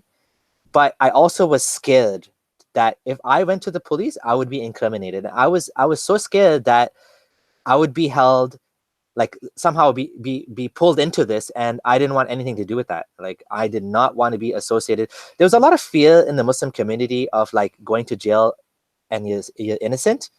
And at that time, that's how I was feeling too. I was feeling like if I would talk to the police, like, I would go to jail myself, right? But I think if it got to the point where I felt he was actually going to do something, I would have reported him. I was able to convince him not to do anything, and he just left the country, right? And I don't know what he ended up doing. Maybe he's teaching Islam or something. Who knows what he did? He might not have done anything violent, but he was watching all this online nonsense about jihad, and he was kind of being influenced by it. But again, these are the type of people you find that are not part of the mainstream community. They don't tend to be the ones that go to the mosque. Like, this guy didn't go to the mosque. I only met him because he became, like, extremely religious all of a sudden, and then he wanted to get involved, and he wanted advice from me because he reached out to me. I was like, I kind of like, I made friends easily in the community, and he was able to talk to me about how he really felt.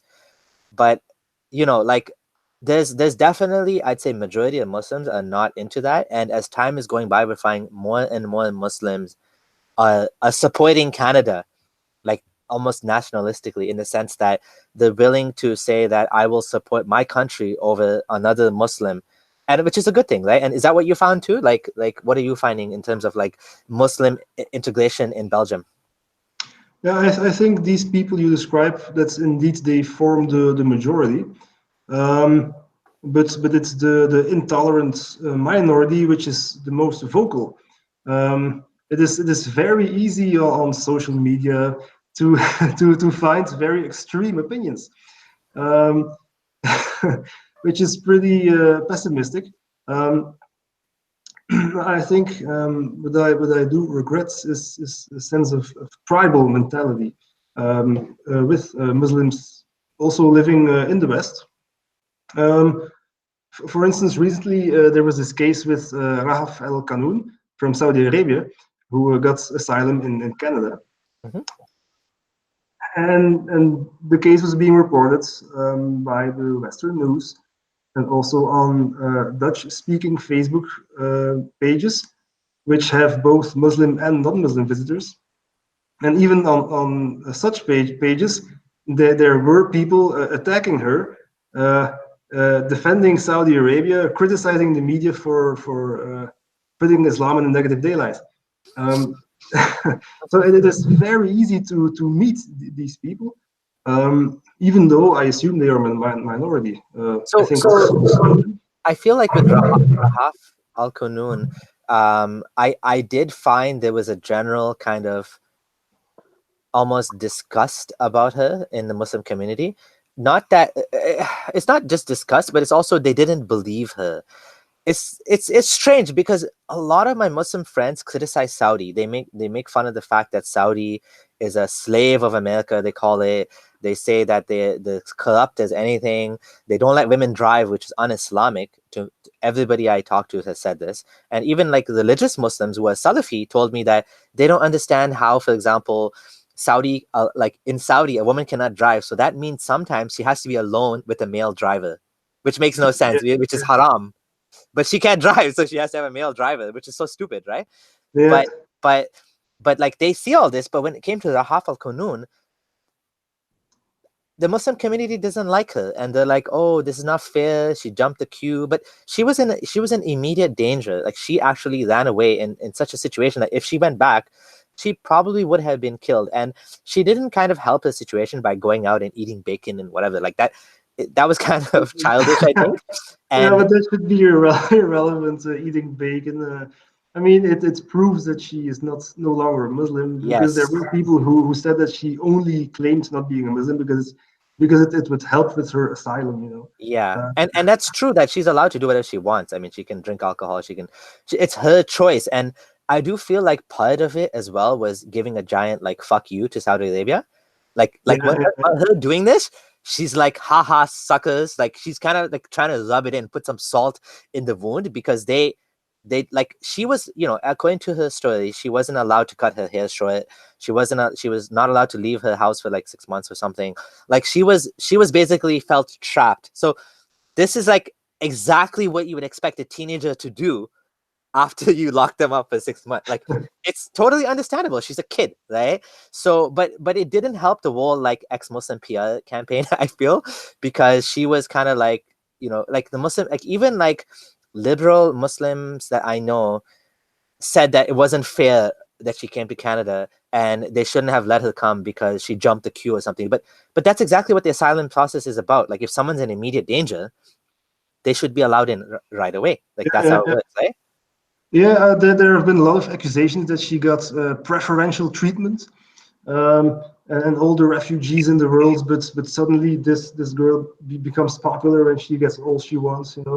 But yeah, it's a sensitive subject. But yeah, her life was in immediate danger. So, but you said she was not. That she did not make good PR for the ex-Muslim movement. Uh, I was just saying, like it felt like, what I mean to say is that Muslims are saying she left Saudi so she could be a spoiled brat, right? Like, she just wants to be a badass. That's what I mean by bad PR. I like, it's up to her. It's her life. She's not like, I sometimes don't like when people want to use you as like sometimes, like, we have our own personal problems, and people will say you're making like ex-Muslim movement look bad or something, but like everybody has their lives to live. Like, I'm not your puppet. You know what I mean? So the same thing with yeah, her. She's nobody's puppet. Like, it's her choice how she wants to live her life. And if it looks like she did that for dumb reasons, that's her choice. I mean, we should respect the fact that like other Saudis were actually killed for speaking against and like dishonoring the family, especially being a woman. Like, being a woman, there's a whole like honor thing, right? Like, she's dishonoring her family, which is considered like she could be killed for that. Just never mind Islam. That's why, like, I actually made a post about it, and I said, like, I don't even look at the Islam issue. I just feel like even the fact that she didn't leave Islam, just trying to run away like this, she was at threat. She was in danger of losing her life because she's like basically disobeying her family. She's disobeying her father. Her father's a very powerful political figure in Saudi. So even if you take out Islam, I still think she was in danger, right? yeah, that's true. That's true. Yeah, yeah, yeah.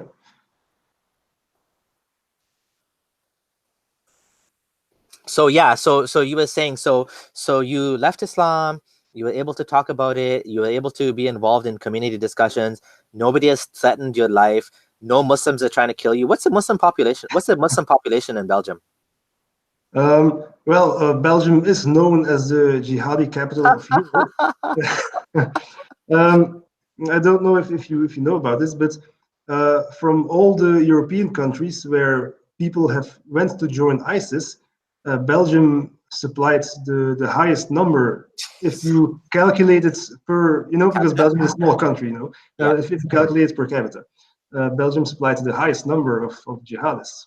Did you read the book by Graham Wood, The Way of Strangers? Yes, I did. Oh, beautiful. Okay, he mentioned that in the book, didn't he? I don't remember. Okay. Um, oh, yeah, possibly. But yeah, but this really is an embarrassment for Belgium.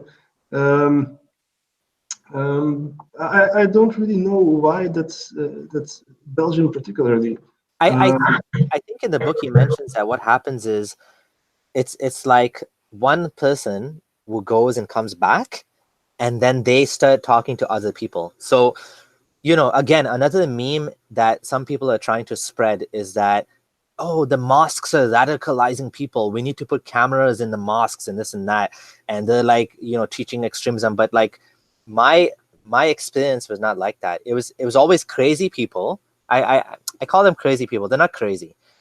They're just doing what they think is right, which is they want to die for Allah, whatever.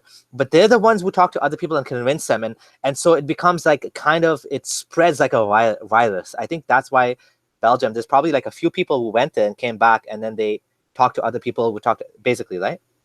Yeah.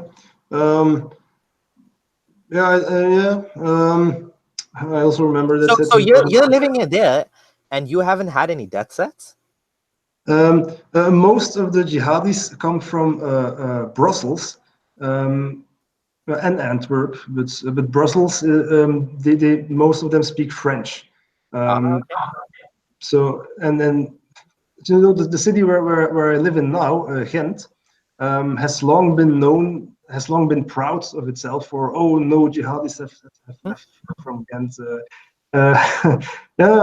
This really was the topic. Ghent was really pointing at Antwerp and Brussels like, oh, we don't have jihadis. So I think I'm lucky in that respect. Okay. Ghent has a mostly a Turkish population. Antwerp and Brussels are more Moroccan, and I think this is also an element that is important. That is important. What is it about like Moroccans and Tunisians? Like, why do they fall into this? I think the Turks, they have their Turkish nationalism. You know, in Ghent, seeing Turkish flags on houses, on cars, it's a very common sight. Wow. Yeah, I mean there is also Moroccan nationalism, but it's not so strong as with the Turks. So I think. So why do people radicalize? So I think the main reason for radicalization is that people don't feel connected with the society they live in. So Belgium, Turks, they solve that by Turkish nationalism, and Moroccans and Tunisians, they go to Islam. I think more or less in broad lines. Wow. That is the reason that Ghent, with Turkish population, hardly has any jihadists. Fascinating. Yeah, I think my experience as a Muslim in Belgium, I felt very frustrated. So Islam is a recognized religion in Belgium, but like only very few mosques are recognized. I don't think we have any mosques, maybe one in Brussels, who receive funding from the Belgian government. For me, it felt very frustrating to live as a Muslim in Belgium. Also, the public opinion. What? Why is that? I felt, so I converted to Islam. I was a very peaceful, progressive Muslim. But even so, I felt that a public opinion in Belgium is very anti-Islamic. That was my impression back then. And I do think it is, I do have this impression even today. So when I was Muslim, I constantly felt that everyone was stigmatizing Islam. I always felt the need to justify myself. Very frustrating. Does Belgium have a national religion? A national religion? No, I don't think so. But even so, I think that we have more Muslims than Christians in Belgium. Wow. I mean, there are a lot of Belgians who identify as Christian, but I think that we have more people living in Belgium who believe in Allah and Muhammad than we have people who believe that Jesus really was the Son of God. I mean, Wow. the churches in Belgium are emptying. Wow. Right now in Ghent, they want to convert a church into a supermarket, because no one goes anymore. And they're gonna have halal hot dogs in there, so it's keeping Sharia. Yeah, ooh, exactly. Yeah. But that shows why people are fearing Islam, because they see the churches like like symbols of establishment, like church, like becoming less and less and less popular is scary to some people, right? Like they fear that, and then they see mosques going up here and there because the Muslim the local birth rate is probably very, very low, and so there has to have we need even in Canada we need immigration in order to sustain a stable population pyramid, right? So Yeah. what happens is, well, where do you get immigration from? Well, you get immigration from places that have more population, right? And so they end up being Muslims. Now the challenge is the Muslims are coming, and you want to keep the society stable without disrupting the social order, whether it's Muslims or anyone that's coming, not just Muslims. But you don't want it to turn into the third world country that you're immigrating people from. So there has to be controlled immigration and stuff.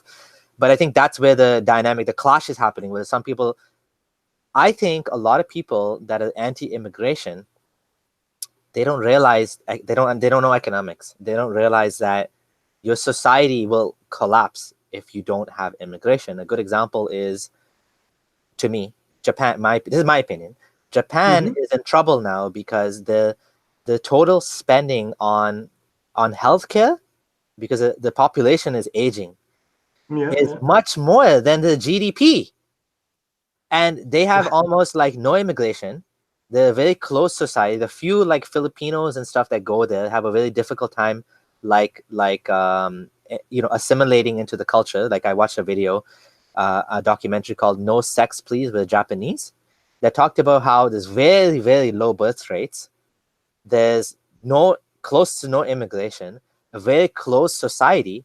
Like they're in big trouble if they don't do something. Like Japanese are going to go extinct, because you need I forget if it's called fertility rate, or it has to be at least 2.1. So every single Yeah. mom and dad has to have, each couple needs to have at least 2 children in order for the population to stay constant. And if the population starts dropping, and you have, and on top of it, because of technology, you have more older people, so your population pyramid is like this, then what happens is your society becomes unstable because there's not enough money coming in to take care of the old people, right? So you have to have immigration. So that how do we deal with that? That's going to be an ongoing challenge in the world today, I think. Yeah, indeed. Um, there are people in Belgium. This is a very, yeah, popular opinion. It is not a political correct opinion, but many people in Belgium are voicing that we should stop migration from Islamic countries. Um, I've also heard ex-Muslims voice this opinion.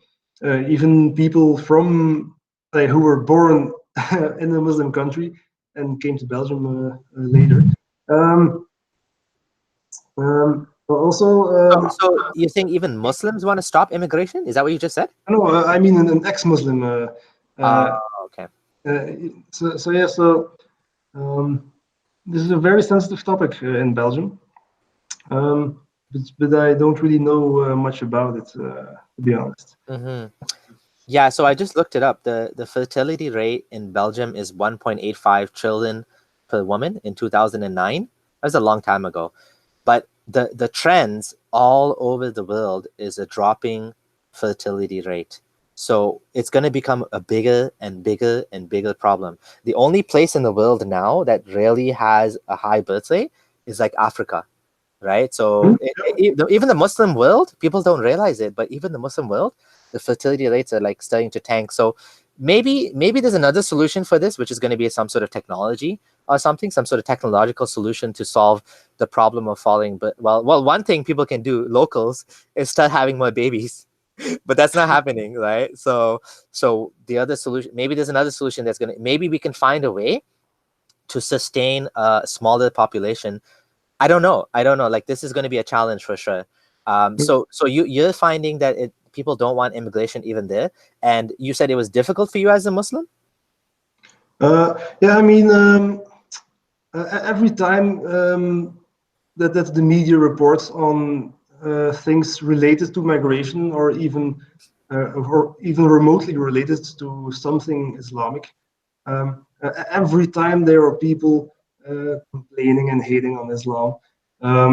So, I mean, there are newspapers, TV news programs have their own Facebook pages, and they post articles about Islam. And and under every single article, there are people hating on Islam, criticizing. So as a Muslim, that is very frustrating. Mm. You know? But And even in Canada, I found the same thing. Like there's, like you said, the ones with the loudest voices tend to be the most extreme, right? yeah, that is on both sides. On the far right, under the native population from Belgium, and on the Muslims, it's on both sides the same. Yeah. Uh, yeah, exactly. So yeah, so I don't know. It's just like it's very frustrating to live as a Muslim in Belgium. So So, it's frustrating because the media is always against Islam. The local image of Islam is very negative. so I wouldn't say that the media in itself is anti-Islam, because the people from the Belgian far right, they claim that the media is pro-Islam. Oh, You know, so the far right thinks that there is a media complot of promoting Islam, and the Muslims in Belgium, they say that there is a media complot of delegitimizing Islam. Um, it is really very polarized, and it is hard to meet in the middle. mm-hmm. So Yeah, that's the that- unfortunate thing, and I feel like we need more moderate voices in between in order to try to pull people back in the middle. yeah. Yeah, it's either this or that. It's like if you have one viewpoint, you're assumed to have this or that viewpoint on a different subject. Uh, yeah, I think in Belgium this is problematic. Yeah. So when you left Islam, did anything else like of significance come up to you that you wanted to that you wanted to reflect on, like you noticed about Islam itself, or based on your studies? Now you said you're studying Islam in great detail, just for your own personal benefit, right? You're just interested in it. Yeah. So studying Islam is pretty much my hobby, actually. I am not doing this because for activism or something like that. This is just genuine interest. Mm-hmm. Even now, I still recite Quran chapters. I mean, I study Quran chapters for fun, even today. Nice. Because it rhymes, you can sing it, Yep.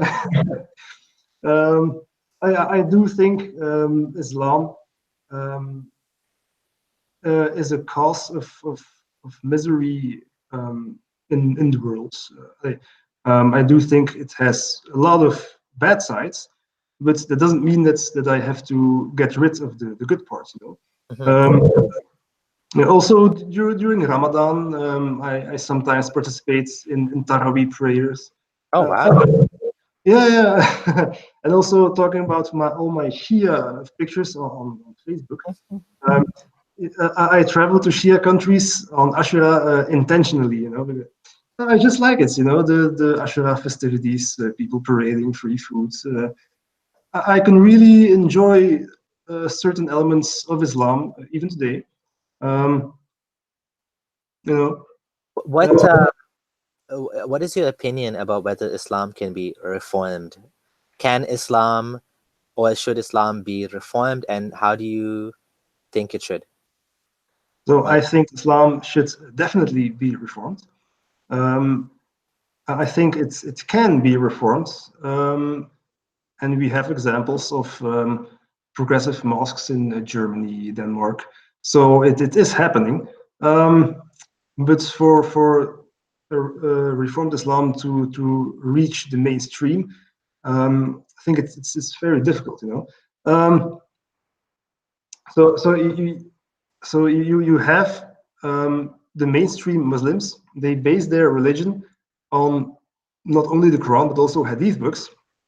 So the idea of praying 5 times a day, this is not mentioned in the Quran, but it is mentioned in the hadith books, I think. Yeah. So you base your religion on hadith collections, which contain some very important stuff which you need for your religion, but they also contain, well, ISIS stuff. You know?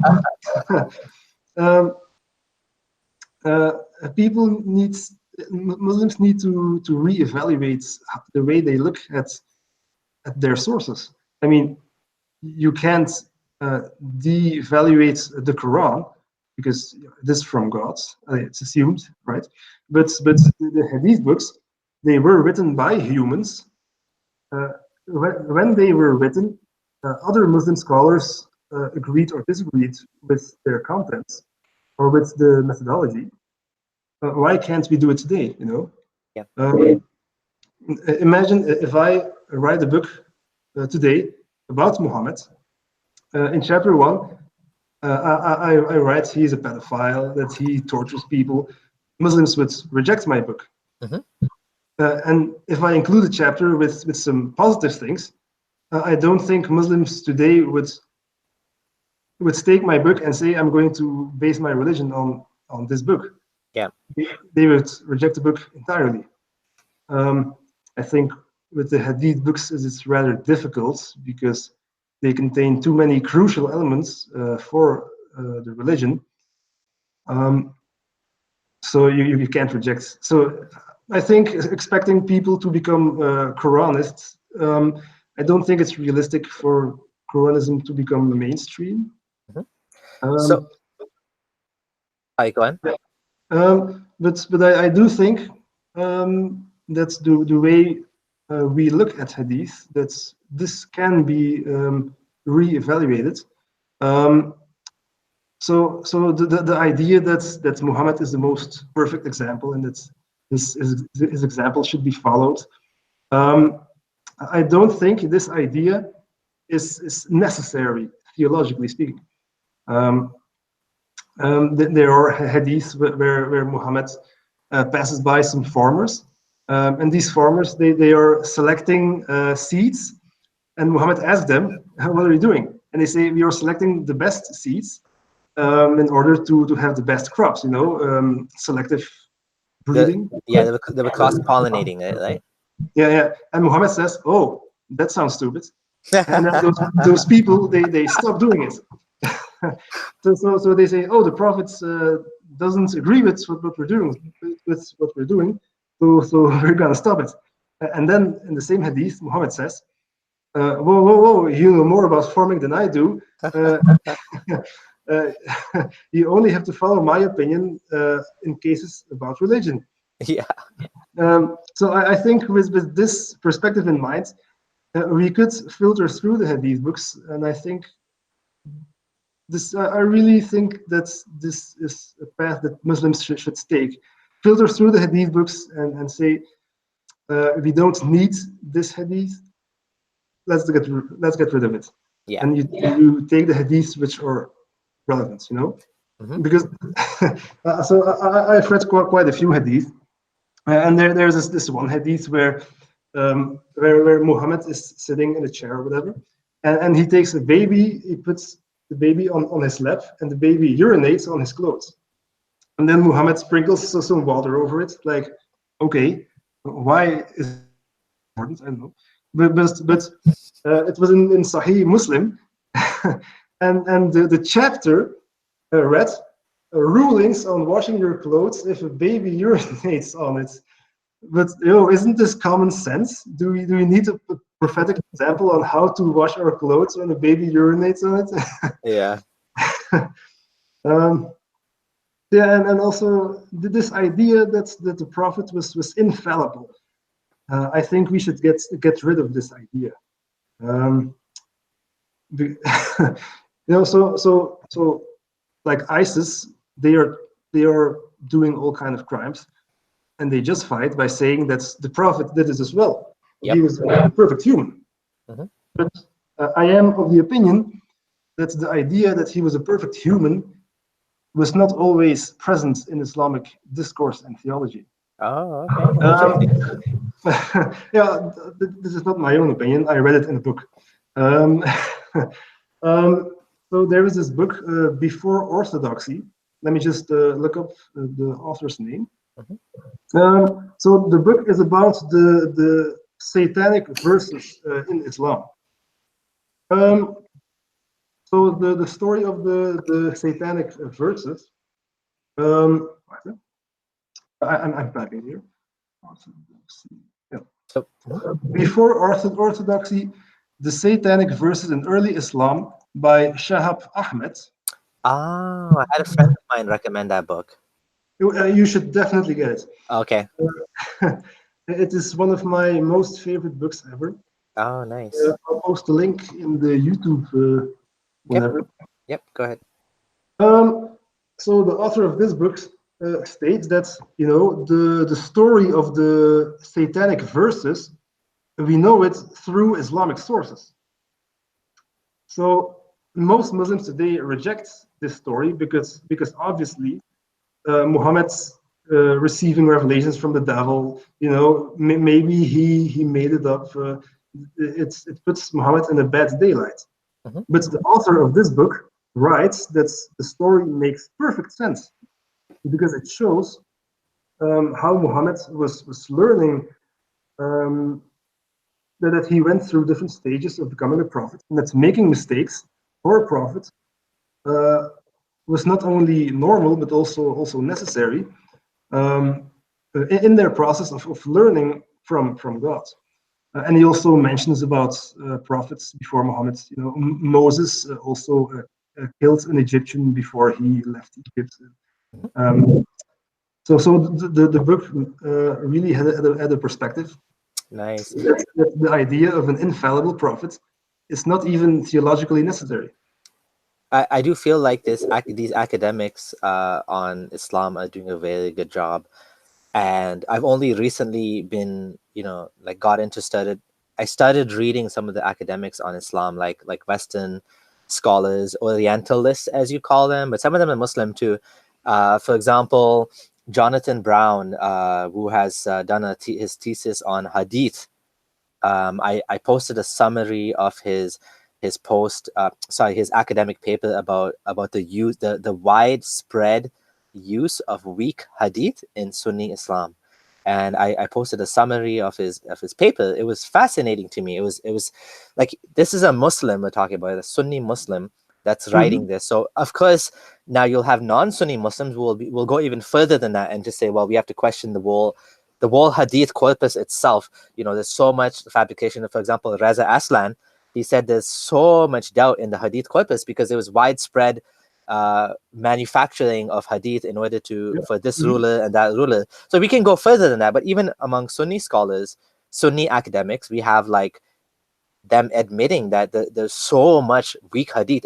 And he actually says something interesting in the book. He says that it's not just weak hadith, but it's also fabricated, because there's no significant practical difference between a weak hadith and a fabricated one, because in order to take a fabricated one and to make it go from fabricated to weak, you just need a couple more like chains or something, right? And it goes from fabricated to weak, and now they would use it. So they wouldn't use it for Islamic law, but they would use it for like describing the day of judgment, for describing heaven and hell, for the reward you would get for this and that. For example, you know, every night you go to bed and, you know, the angel will protect you from shaitan if you read Ayatul Kursi. Or if you read the Quran and if you memorize the Quran, you'll have a crown of light. Like all of those things. Like there was widespread manufacturing of hadith, and the Muslim scholars back then, they prioritized. Now we're talking about like big scholars, right?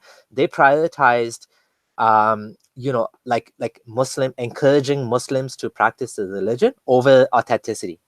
This was from early Islam until the Salafi movement, basically, right? And then at that point, it's kind of like too little too late, because the cat's bled out the bag already, and there's so much widespread fabrication that we don't even really know. Now the problem is, and some people are talking about this now, about like Mufti Abu Layth is talking about how Bukhari and Muslim, it's almost become dogmatic to Yeah, yeah, believe yeah. everything in it. Now, no matter how ridiculous it is, like there's clear mistakes in Bukhari. And for example, there's one example that even Muslim scholars will mention, which is one of the most common like attacks that, like for example, Imam Tawhidi, he says, he talked about this with Walid Widowids on his channel, and he said, for example, there's a bunch of monkeys that they stoned another monkey for adultery, right? Now Yeah, this is actually in Bukhari, but what Tawhidi didn't mention is that Muslim scholars themselves have criticized this hadith. And this hadith actually doesn't go back to Muhammad. It goes back to one of the companions. So it's technically not a hadith, it's actually an athar, meaning a statement of one of the companions. But yeah. Sheikh Albani and others have said this is ridiculous. This is a weak hadith or fabricated. Sorry, not even weak. They say it's fabricated, right? So the point is that even in the Muslim discourse, there are scholars that have criticized hadith in Bukhari. But in the general mainstream Muslim community, especially I think because of Salafism, they Yeah, have taken Bukhari as a second, like third God. So it's like Allah, Muhammad, which is like identical, so to speak, and then there's the Quran is like a god, and now Bukhari's become like a god too. yeah, So exactly, so exactly. they take it dogmatically. It's not even about like common sense, because I remember even as a Muslim, some of the things in Bukhari didn't make any sense to me, but I was like the cognitive dissonance, the thinking was going in my mind, and I'm like, what do I do? And then I would hear scholars that I respected in the Muslim community say, like Salafi scholars, for example, say, no, this is the most authentic book after the Quran. I'm like, okay, I trust this guy for my religion, and he said this is the most authentic book, so I'll trust that book too. But the reality is that like there's a lot of fabricated hadith, and now you have like Muslim scholars like Abu Layth was saying like this massive fabrication in Bukhari, right? For example, like he gives a bunch of he says how for example like we don't have any manuscripts of Bukhari, and the only Hmm. manuscript that we have came from one student, Farbari, I think his name is Farbari, and even then there was a big holes in the book, and his students had to fill it in, right?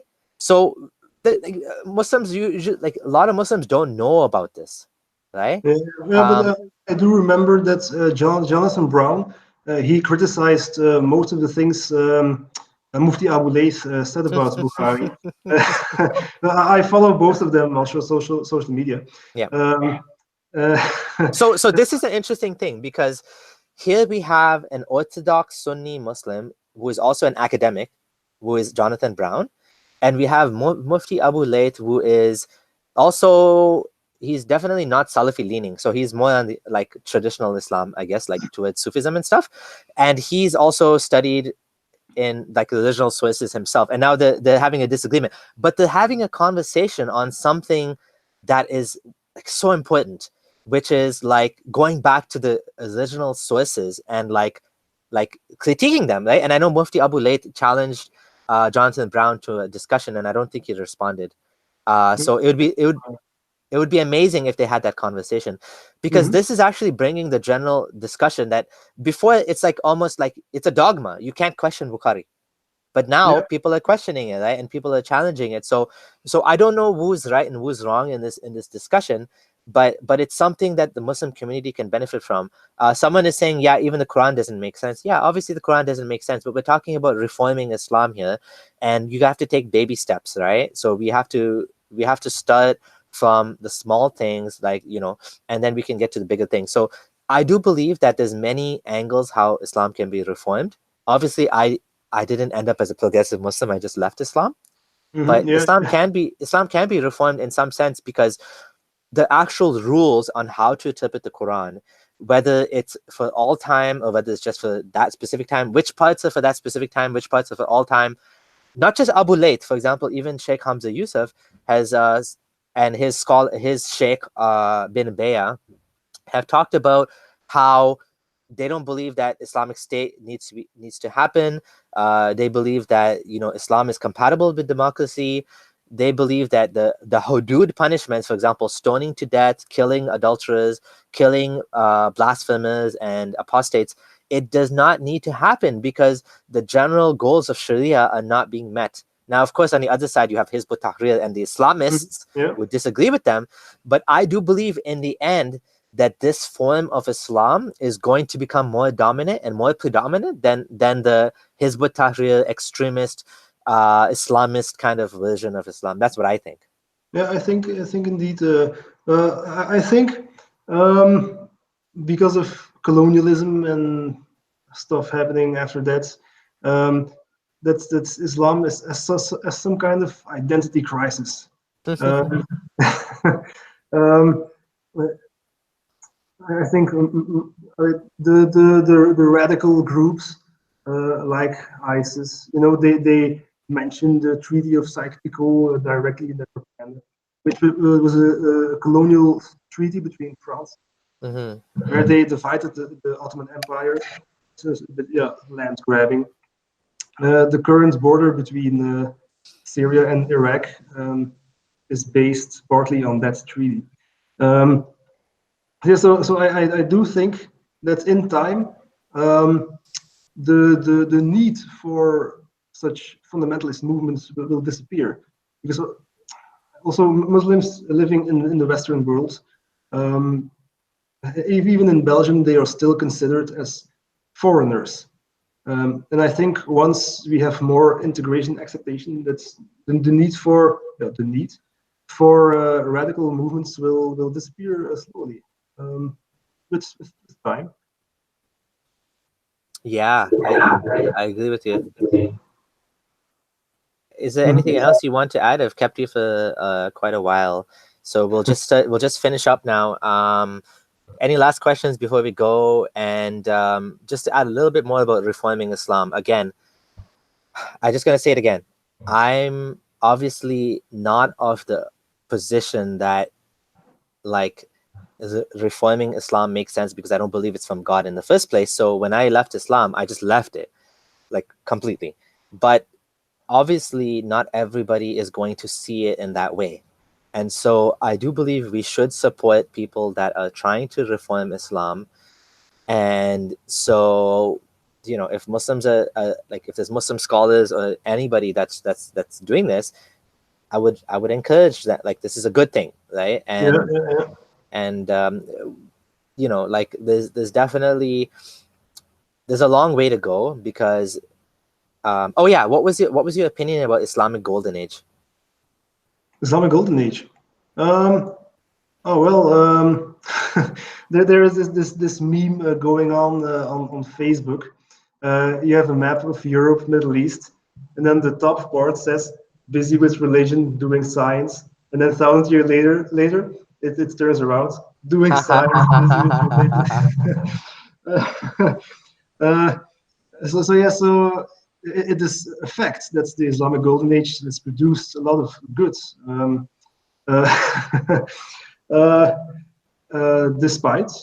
Despite religion, but most of these scientists were also considered heretic to today's standards.